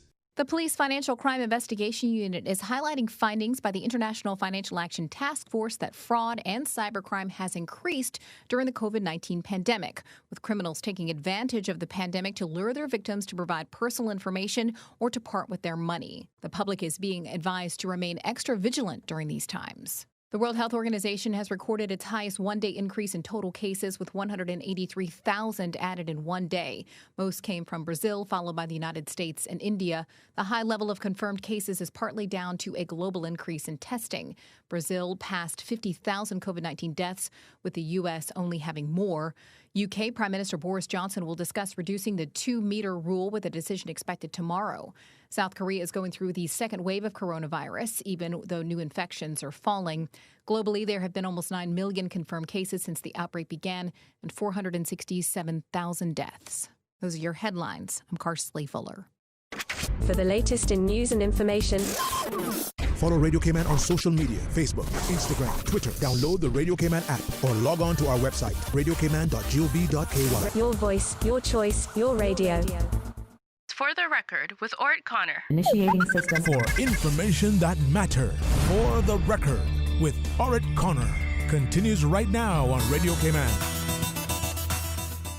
Good morning and welcome back to For the Record. Mr. Harris, MLA and Parliamentary Secretary, is giving us an update on the support given by the government during the COVID-19 crisis. One of our listeners has written in and said, I think that part of the NEU rules should be that all persons receiving money should be required to take a money management course paid by government at such places like what Mr. Michael Miles or Ralph Lewis are offering. These should help, and those are courses. This should help the NAU customers get money empowered and hopefully be able to be more independent. It's a great idea. I thank the listener and author of that email and those comments for sharing them with us. Certainly, I know the Ministry of Commerce, Planning and Infrastructure on their small and micro business relief measures are providing these sort of money management services, particularly for small businesses who are coping with COVID-19, but obviously need to understand to cope as far as the limited cash flow and whatnot. But certainly, I think it's a great idea from the needs assessment aspect. I will take on board those recommendations and obviously recommend them up the food chain, if you will, to my colleagues within the Ministry of Community Affairs and then the Needs Assessment Unit itself. Yes. But I thank the listener for that feedback. So again, 13,000 plus Caymanians being assisted by the Needs Assessment Unit, largely in areas rental assistance and food vouchers. We've outlined the challenges that Needs Assessment faces. There's just one other quick point that I wanted to share with your listening audience, and that is as entities in Cayman now reopen, we, the Needs Assessment Unit, will no longer be able to utilize the parking lot that is located behind, I think it's the Aqua Mall, which is where the Needs Assessment Unit is located. Also, the tents that were previously installed to shade persons from the elements are having to be removed as those parking lots start to be utilized. Obviously, there's restaurants and businesses in this mall that were closed largely for the 3 months during this pandemic. As these entities start to reopen, this parking lot is now becoming more busy, utilized by vehicular traffic. And we will have to close the facilities, the line facilities, particularly for those persons accessing NAU services. We want to apologize for the inconvenience, but obviously it's for our clients' safety. Yes. We can't have individuals, pedestrians in a parking lot where there are cars driving in and out of. We solve one problem, create another. So those will start to come down, and persons just certainly be cognizant of that as they come in and apply for services. Obviously, the needs assessment staff and security will be trying to create workarounds to this challenge, perhaps utilizing the sidewalks a bit more so than the parking lots. But again, we ask our citizens to be patient with needs assessment as we cope with the reality that everybody's going back to work. Just very quickly, we talked about the Caymanian assistance. There's still the non-Caymanian assistance. Important to draw the distinction that assistance for Caymanians are provided exclusively through the Needs Assessment Unit. If you are non-Caymanian here on work permit or otherwise, you don't call NAU, but you call the Ministry of Community Affairs, who are working in a collaborative effort with work to provide services for non-Caymanians. Okay. We talked about a one-time stipend that was made available shortly after the pandemic began for food vouchers for non-Caymanians. Effective the 30th of May, we issued a second stipend of food vouchers in the amount of $150 for non-Caymanians. And we also introduced a new, albeit one-time, rental assistance stipend in the amount of $500. Now, we acknowledge it's not a lot of money. In some cases, it doesn't cover the entire rental amount of foreign nationals, but we also recognize that they too have been displaced and we're trying to help them in some way. A total of 591 foreign nationals have been assisted as part of that program, largely persons working in the food and beverage industry, tourism, line cooks, as well as janitorial services are those that largely have taken advantage of these services. Persons can contact, I think the number is 244-3333. No, 244. So many numbers, it's hard to keep track. Yes. Yeah, I think it's 244-8333. for the Ministry of Community Affairs and Work Collaborative, persons seeking to access services for non-Caymanians. They can also email COVID-19 support at gov.ky. That's COVID, COVID 19 support at gov.ky. This is for non-Caymanians. Certainly, Caymanians seeking assistance would contact the Needs Assessment Unit, and that is can be found on their website, neu.gov.ky.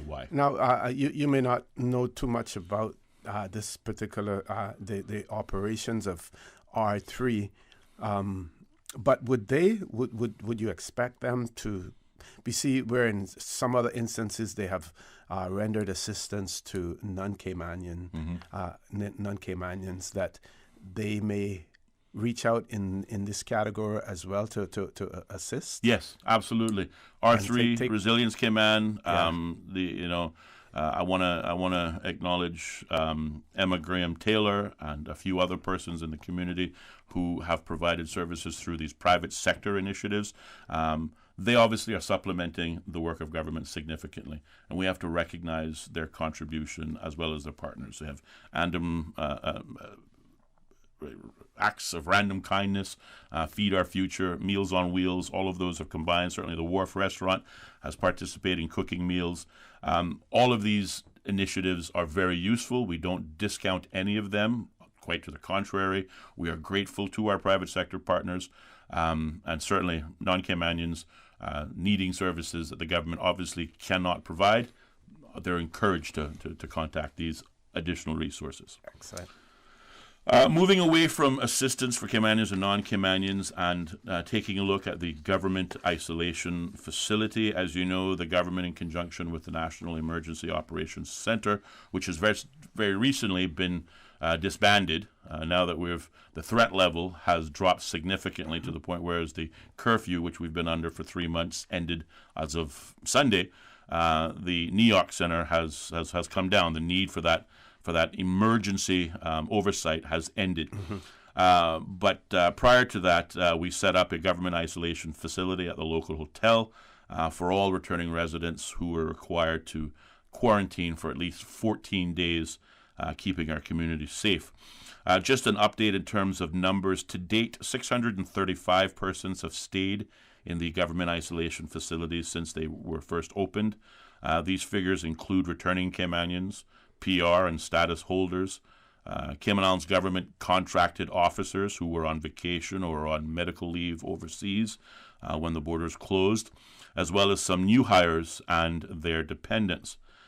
These also include work permit holders and non-PR holders who have received permission from the Deputy Premier to return to the island.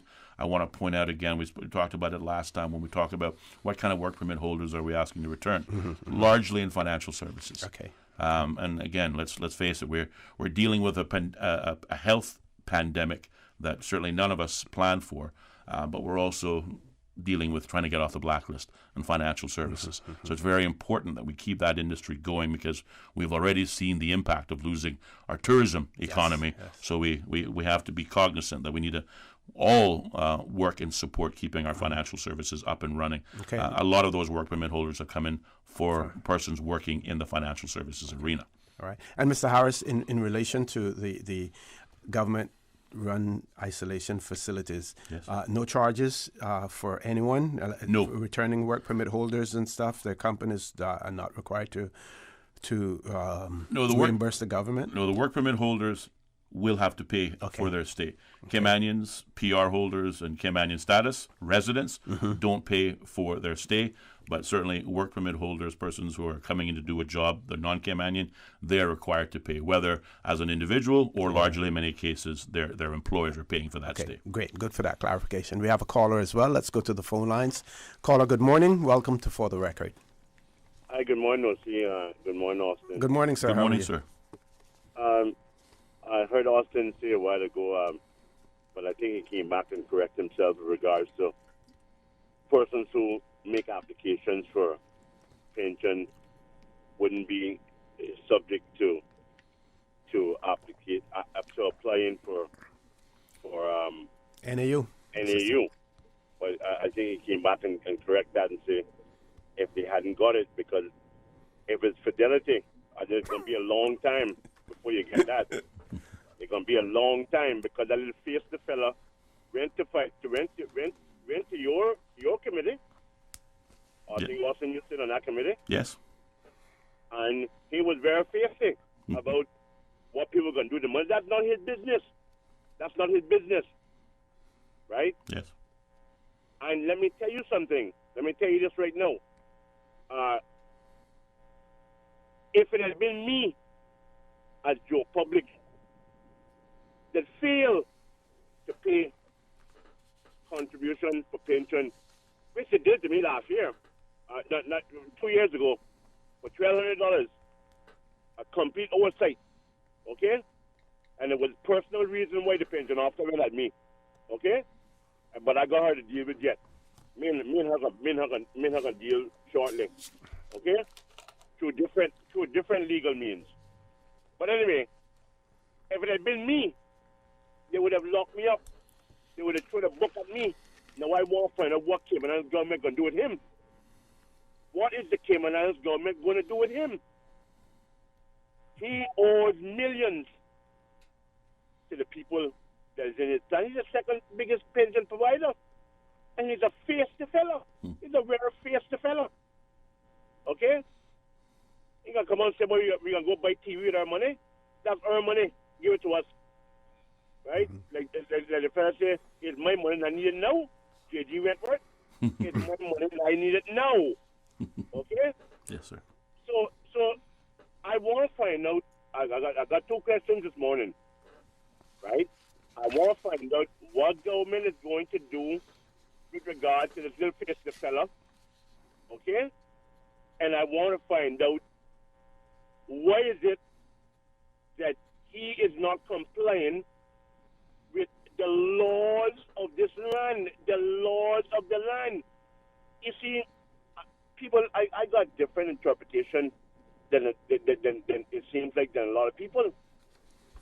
The law say that you have to acknowledge in 7 days. In 14 days, you must come back and you must tell the man when he will be paid. In 45 days, he must be paid. That's my little lame, two-bit brain understanding of the law. That's what the law says. The law is very clear and explicit. That is what the law says. Why is it that this nuisance not complying with that law, and then come and tell finance, the public health committee that he got 3 people working for him? He need to be put behind bars, man, and feed grasshoppers every day. I'll leave you at that this morning, gentlemen. Thank you very much, caller, for that. We're going to take a commercial break, Mr. Harris.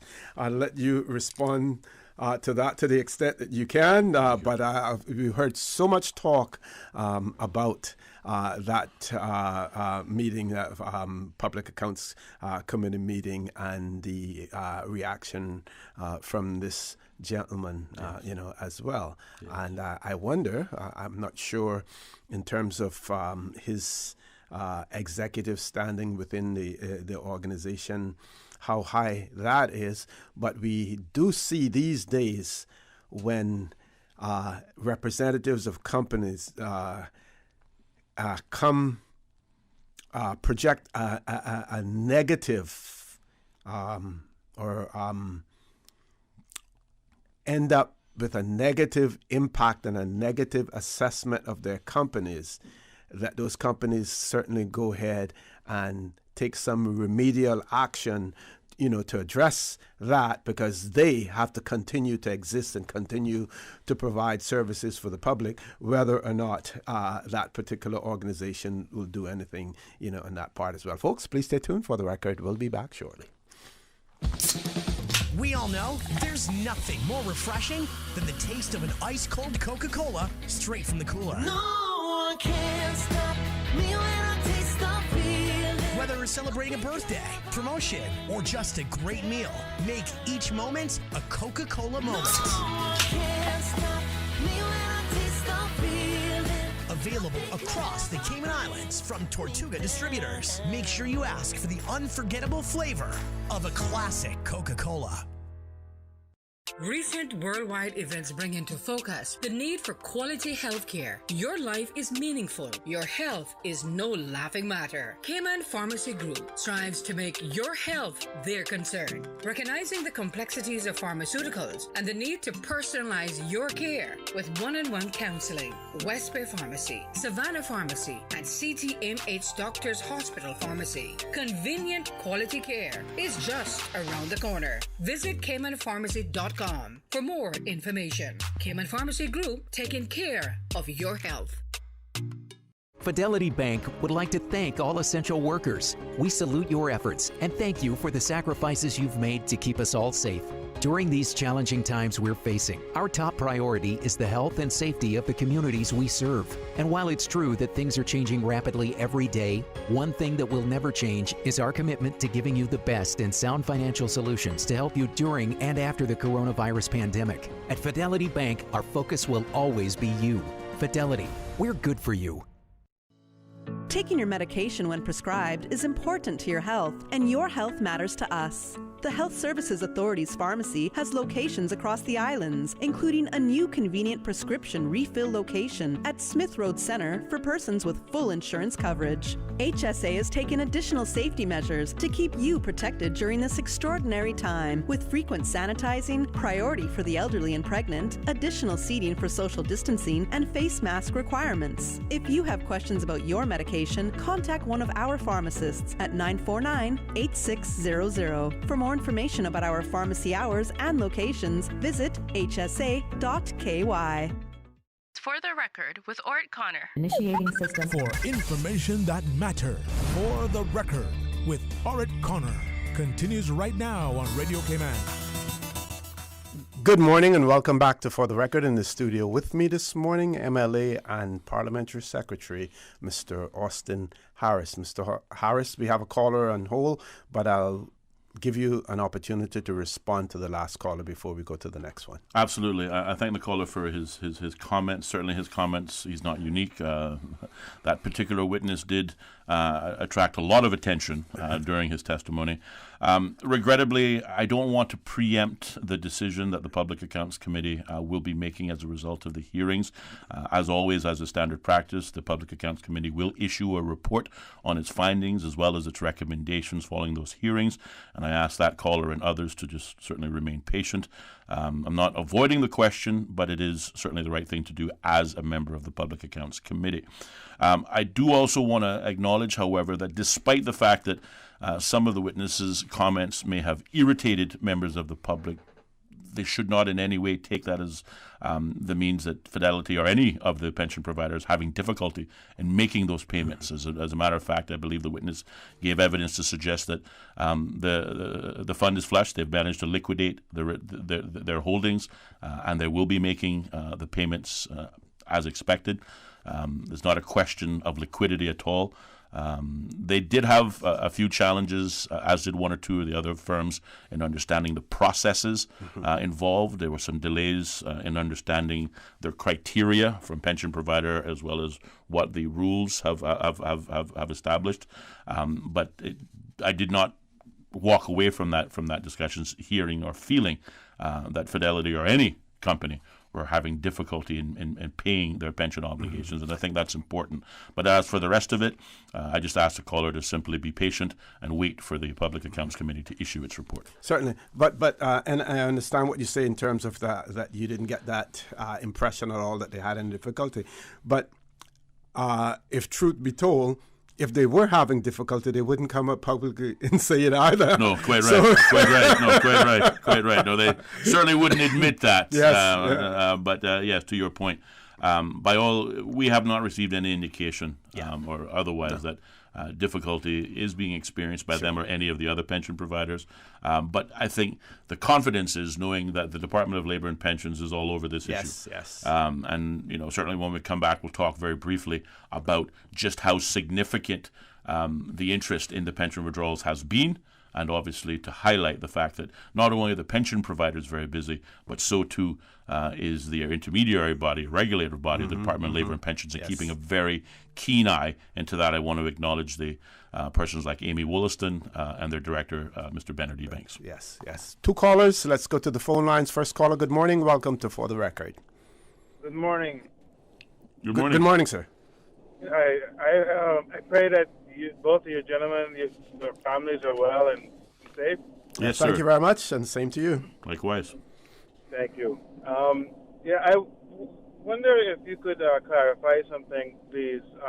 That's right. So, so earlier, and I'm just catching bits and pieces because I'm running errands, so I'm in and out of the car. So I'm not sure if you did clarify already, but earlier you said that if someone had put in for the pension withdrawal, and he clarified if they put in for the pension and received it, then they wouldn't be eligible for NAU assistance.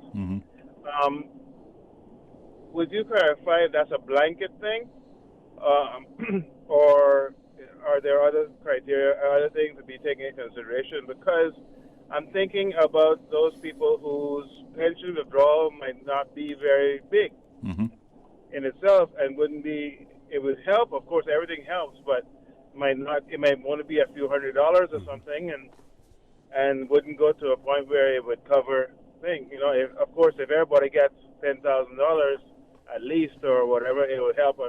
It should help for at least a few months. Sure. Even in all situations, but some people might not get that much. They might not be working long. Yes, no, absolutely. No, you're absolutely correct, caller. Not every circumstance is the same, and certainly it is based on the value of the withdrawal received from pensions.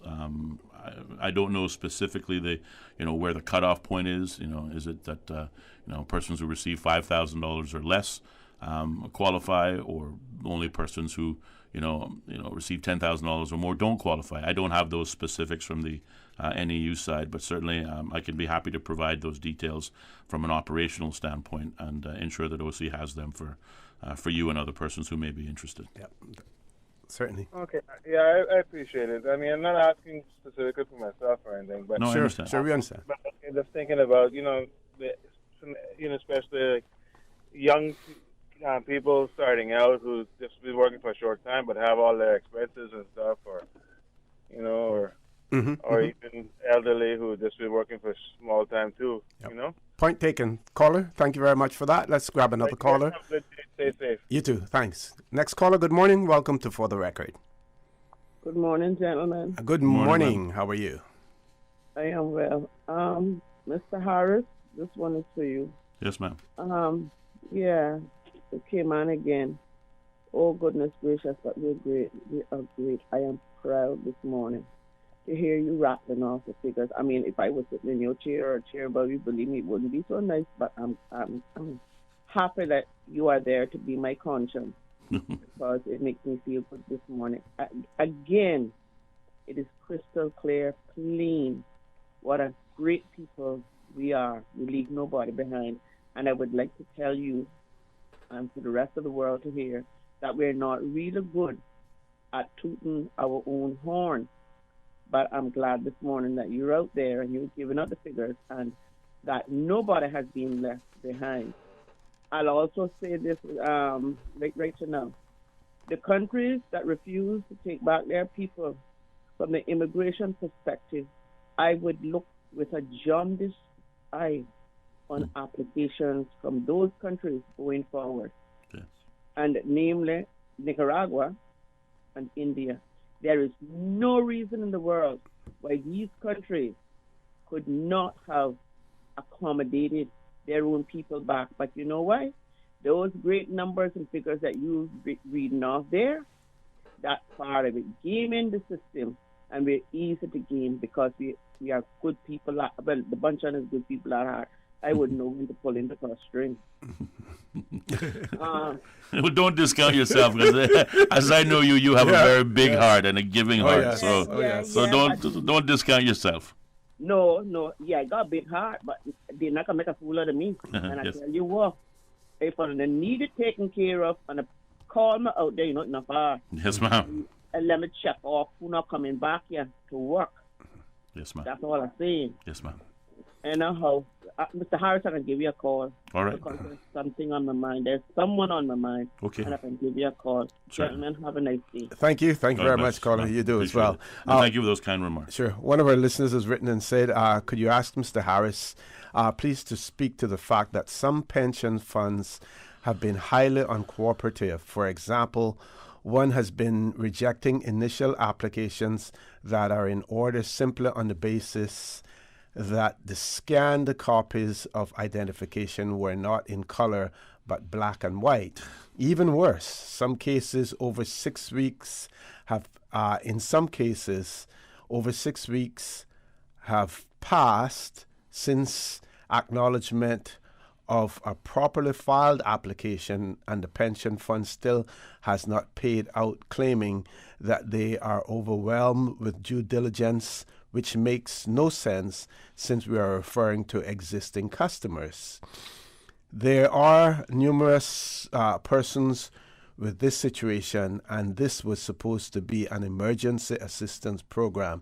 The result is highly inconsiderate of the public at large and country, because it will increase claims to the NAU as the insurance and pensions companies continue to profit. And I must say, I'll just add to that, Bermuda instituted a similar program. Their limit, the ceiling was $12,000 US dollars, but the companies had not 45 days, or really more than 45 days. When you add all of the process, I think it comes up to more like almost 60 days in the Cayman Islands, 21 days in Bermuda, Really? and it's working. Yeah. Wow. Wow.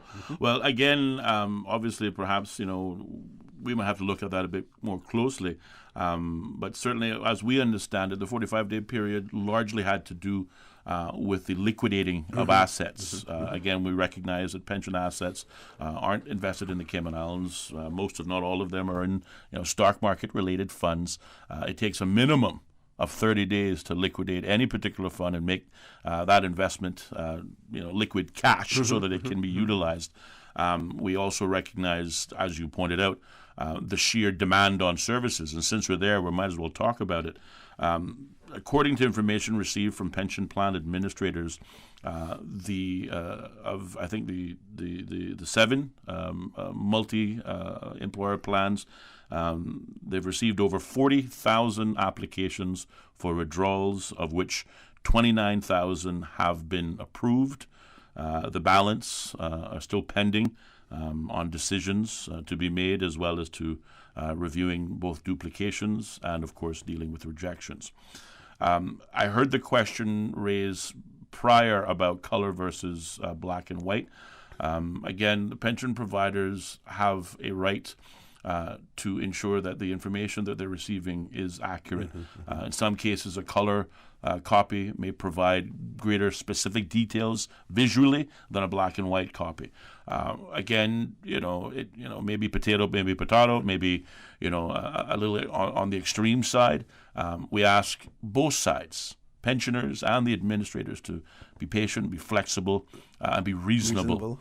In their endeavors. Certainly, persons who believe pension companies are being spiteful, or perhaps unnecessarily delaying the process by asking unreasonable requests.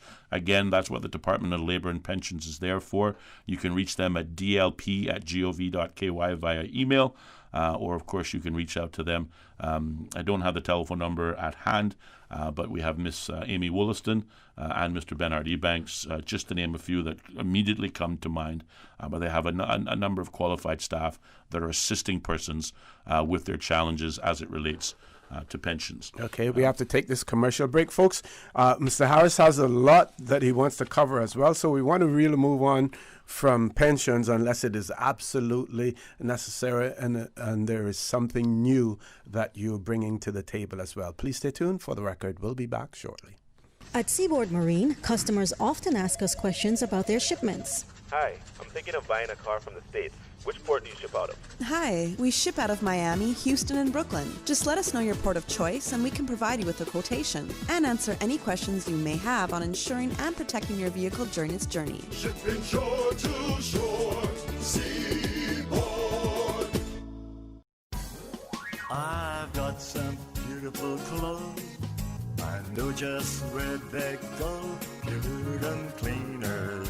Puritan Cleaners is pleased to offer a Father's Day special of 17% off on all prepaid orders, $20 and up on gents wearing apparels starting now until June 25th at all Puritan stores. We also have a seamstress on duty to do your repairs and adjustments. For further details, please call 949-7104. Puritan Cleaners. You feel good when you look good. Babes to Teens. Let's do it! Step into Babes to Teens and you will find great clothing and other items at affordable prices for Babes to Teens. We will take you from baby registry and every age in between straight up to teen. Browse for clothing and accessories. Drop by today and get those hard-to-find pieces for your child at Babes to Teens. Located at number 8 Plaza Venetia, North Sound Way. Telephone 946-8157. Opened Monday to Saturday from 10 a.m. to 4 p.m. Customers are required to wear masks and be mindful of social distancing while shopping in store. Who's next? Headlines. With the latest headlines. Headlines. One of Cayman's bright and shining young stars, local, regional, international. Headlines. Turning to international news. Updates on the hour between 7 a.m. and 6 p.m. on weekdays. All the news when you want it. Tune in to Radio Cayman for hourly headlines of the day's top stories. Radio Cayman, your voice, your choice, your radio. Hi, this is Danny Coleman, Director of Hazard Management Cayman Islands. We are now in the hurricane season, and for information on how to prepare and stay safe, please visit our website, www.caymanprepared.ky. Some top tips to bear in mind, given that we are still in the midst of COVID-19. Please make sure you have a mask and sanitizer, you have food supplies that last for 3 to 5 days, a portable radio, personal hygiene and sanitation items, and medical supplies, and any other specific items your family may need during a hurricane. Make sure you know where you will shelter in the event of a storm. If you have pets, please make sure provisions are in place for them too, as the majority of shelters will not take pets. Please visit our website for more tips and tricks on www.caymanprepared.ky or call us on 945-4624. Stay safe, Cayman. For the record, with Orrett Connor. Initiating system. For information that matters. For the record, with Orrett Connor. Continues right now on Radio Cayman. Good morning and welcome back to For the Record. In the studio with me, MLA and Parliamentary Secretary Mr. Austin Harris. He's providing us with an update on the government's support that has been rendered during the COVID-19 crisis. We're going to temporarily close off the phone lines for now because Mr. Harris has a lot that he wants to cover in that regard. We've only gotten up to pensions so far. Still want to talk about business support, about government's micro and small business relief measures. We want to talk about the assistance to taxi drivers, tourism support, whole lots of stuff. Yes. So we're going to close off the phone lines for a while to give Mr. Harris an opportunity. Thank you very much, OC. And again, certainly there is a great deal of information that the government would like to share with the listening audience. Again, simply to outline the various ways that the government is working to support our citizens in this very difficult time. Turning our attention to the micro and small business relief measures. About 2 months ago, we talked about this when we last got together in May. Minister of Commerce, the Honourable Joey Hew, announced a number of relief measures that Cabinet approved to support micro and small businesses. These measures form part of the government's efforts to arrest the economic disruption that COVID-19 has caused. We have introduced a low-interest loan program and funding for that. We've earmarked $5 million in funding for a low-interest loan program for micro and small businesses. We've also introduced a micro and small grant program, of which $9 million has been earmarked. Obviously, the difference, the loan and the grant, you don't have to repay a grant, whereas the loan you do. But again, the government was successful in securing an extremely low interest rate for those persons who do qualify for the loan. Technical assistance program, some $500,000 have been earmarked for that, as well as a training and hand-holding program where some $21,000 has been earmarked. The total amount in assistance that government is providing to support micro and small businesses is some $14.5 million. The Cayman Islands Center for Business Development, which also falls under Minister Hughes' remit, is tasked with administrating the various programs that we've just spoke about. Now, in terms of an update, let's take a look at the Micro and Small Business Grant Program. As of the 11th of June, 586 applicants have been received, and 77% of those applications have been processed. The remaining continue to be processed and being reviewed to ensure that they meet the criteria. Total value of grant applications submitted to be paid out are valued at in the region of $759,000.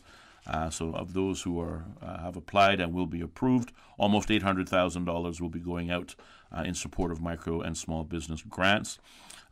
77 businesses have already received their full payment, which is $3,000 each, and that's $1,000 every month for 3 months as part of the grant program. Taking a look at the low-interest loan program, funding for this program is provided by the Cayman Islands Development Bank. So far, 48 applications have been received to date, representing 34% of the available funds. The Technical and Assistance Program and Training Program, which we spoke about earlier on, contracts have been signed with technical teams who will provide guidance and coaching to small and micro-sized businesses. Of the 20 low-interest loan applications for which credit checks have been completed, 16 have been transferred to the technical assistants to provide guidance to the business owner as to obviously how to fulfill the criteria and how best to utilize the monies that they would otherwise receive. 338 persons have participated in the 6 training webinars that have been hosted by the Center for Business Development. These persons have covered relevant topics such as managing cash and cash flow in a crisis, moving your business online, among other areas. So we talked about what sort of education process are we providing micro and small businesses. Certainly we're doing that through these initiatives, again acknowledging the recommendation of one of your listeners this morning, suggesting managing cash flow in a crisis could be very useful on the needs assessment side. So certainly this will be something that I'll be taking away with me as a result of today's conversation, and hopefully seeking to implement that on the needs assessment side as well.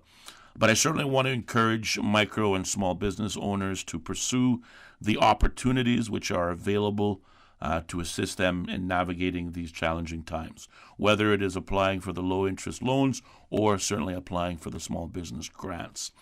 The small business grants, for example, is money being given to small businesses to provide working capital assistance. Now, we have worked to make the requirements very simple, so please contact the Center for Business Development to learn more.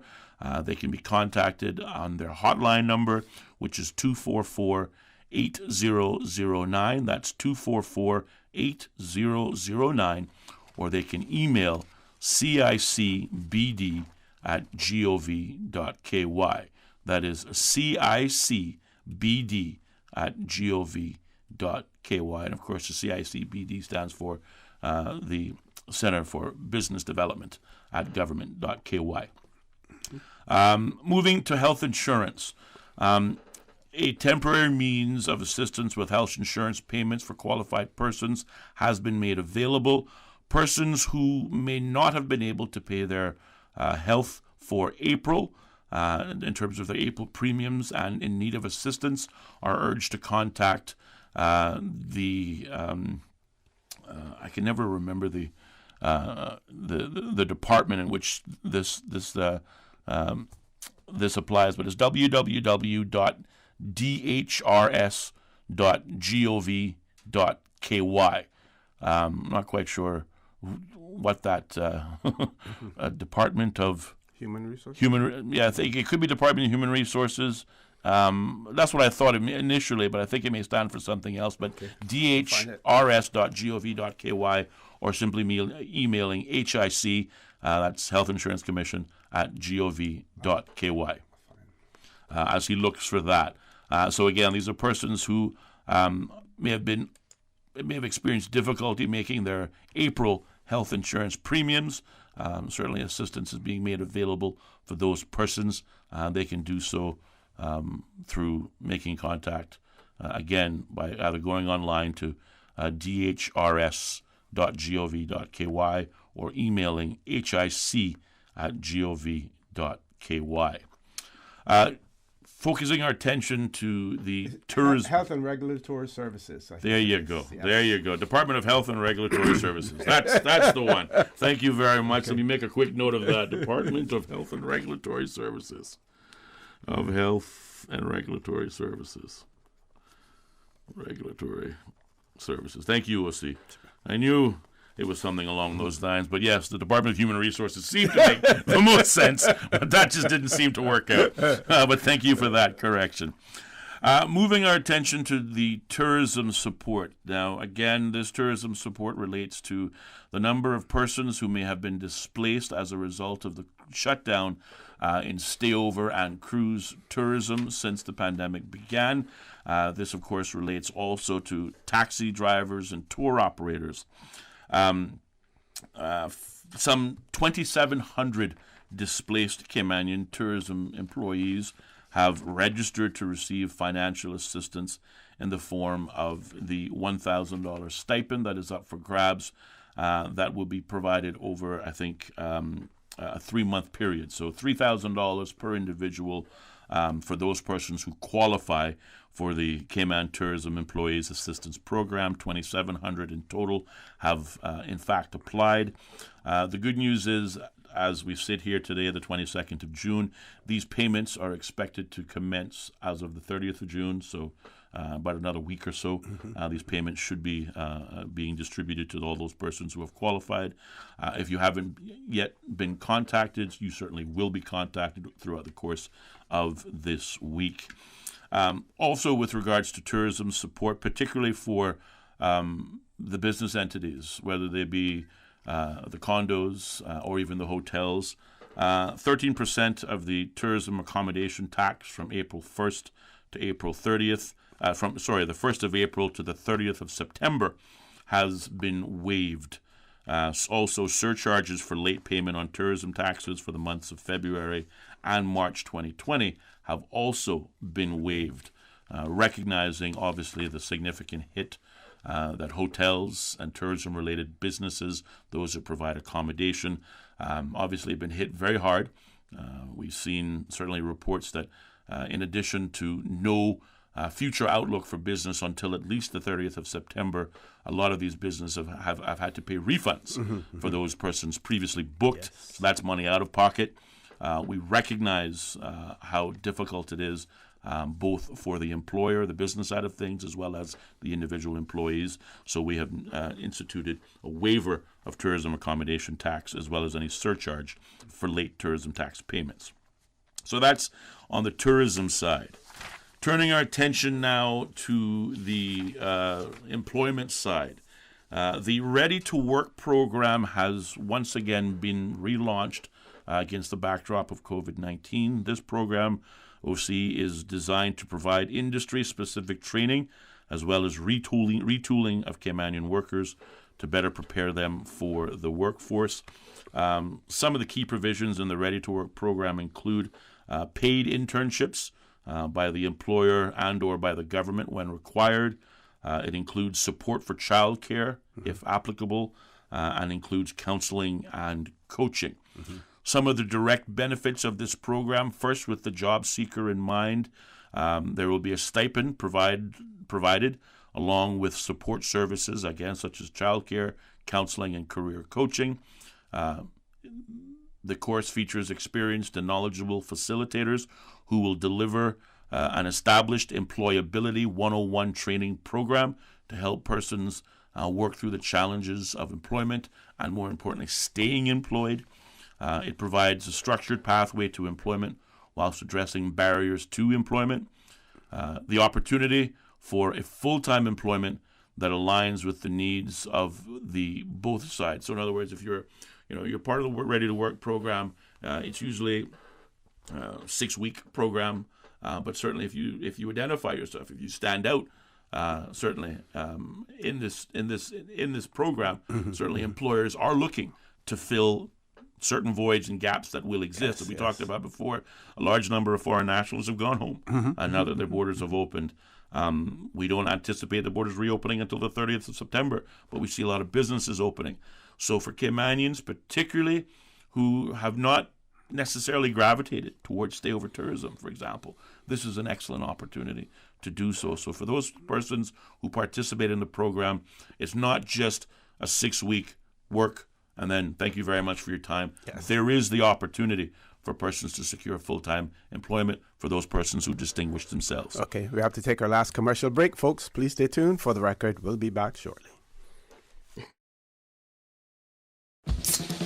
We all know there's nothing more refreshing than the taste of an ice-cold Coca-Cola straight from the cooler. No one can stop me when I taste the feeling. Whether it's celebrating a birthday, promotion, or just a great meal, make each moment a Coca-Cola moment. No one can stop me when I taste the feeling.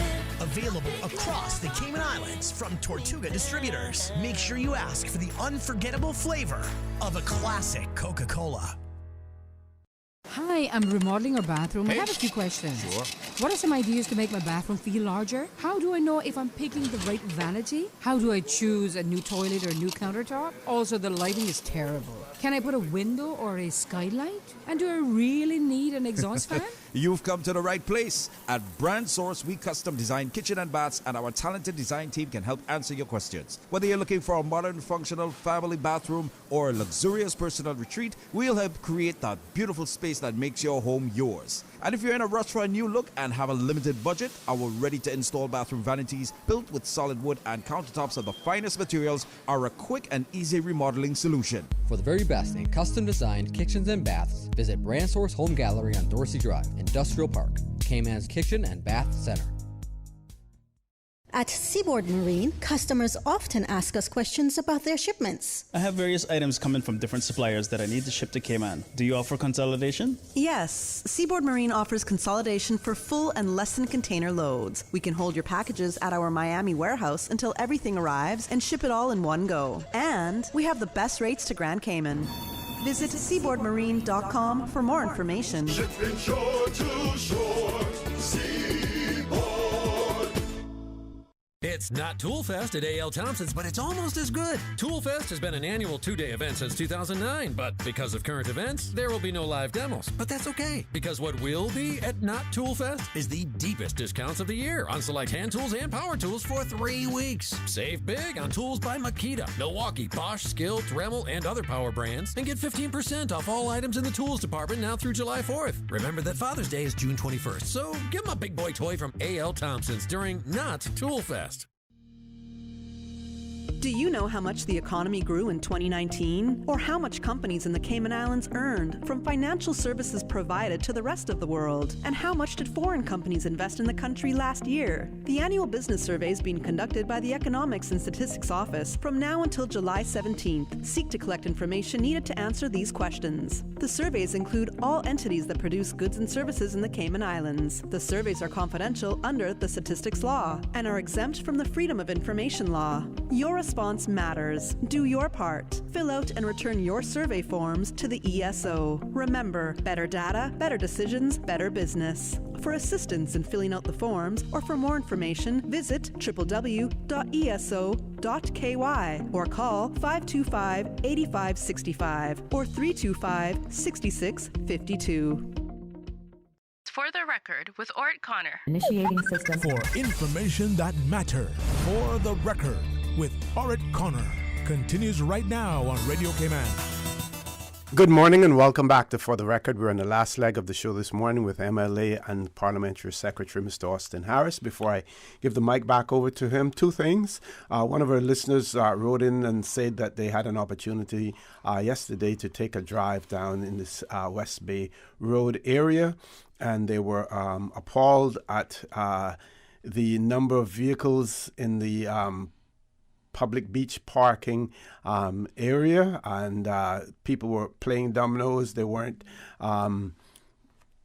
practicing the distancing requirements, and they would have thought that people would be on their knees now praising and thanking God for getting us through this situation. And people really need to understand that the virus is still out there. Obviously, those persons on the public beach, for some reason, they didn't have the experience with the mosquitoes that everyone is having. They're so big, they're swarming.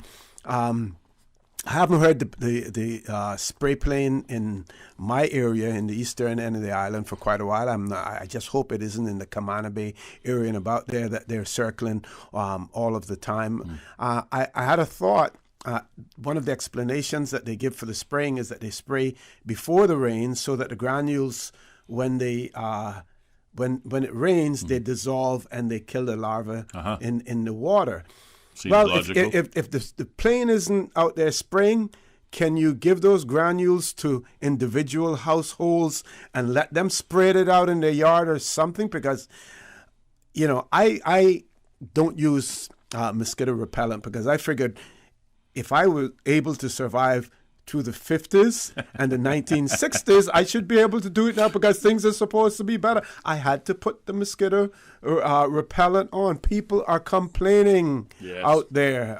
Department of Environment, you have to do something about it. We are in the 21st century in the Cayman Islands. So just want to get that out there, Mr. Harris. No, you make an excellent point. Thank you very much for raising the issue of mosquitoes. I, too, have received complaints and concerns from Patrick's Island to Old Prospect to Spots Newlands, where I live as well.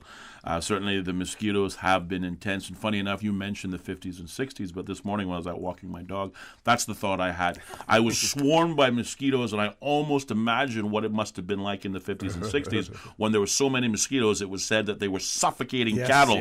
Forget about being bitten, just that many mosquitoes. So I, too, send out a plea to MRCU vis-a-vis the Department of Environment to certainly, do what you have to do, whether it be the plane, whether it be the fogging trucks, or a combination of both. But the mosquitoes are fierce throughout Prospect and Red Bay, and obviously very clearly beyond across all of the island. So again, encouraging MRCU to step up their efforts because the mosquitoes, they're out to kill. I mean, they really are. Noting that we are running out of time, I just want to continue with the Ready to Work program. We shared about the benefits to the job seeker. Probably the biggest benefit is not only you're receiving a stipend whilst you're being trained and working, but also for those who distinguish themselves, they will have an opportunity for full-time employment that aligns with the needs of both the job seeker as well as the employer.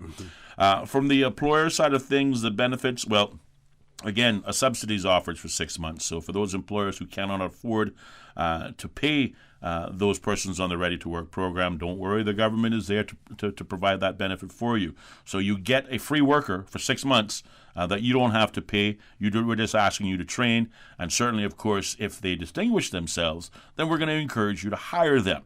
And in so doing, it gives employers the opportunity to fill existing vacancies with Caymanians versus work permit holders that they don't have to pay a work permit fee to. Again, we want to encourage employers to do that, and by doing so, to make a contribution to the development of Caymanians by ensuring that they have a role to play in a vibrant economy. Likewise, full-time HR support, human resource support, and a dedicated officer will be made available to both job seeker and employers with any performance issues or barriers to employment that would otherwise impact the ability of either sides to be successful during this 6-month period. So I just simply want to put it out there that whether you are a job seeker or an employer, please email ready to work. That's ready 2 work at gov.ky, or contact Paul Puckering at 925-7230. That's 925-7230, or Diane Connolly at 925-7230. Obviously, both Paul and Diane are representatives of work, and they're there to assist you, both employer and job seeker, encouraging persons to take full advantage. That's ready to work at gov.ky as an email address.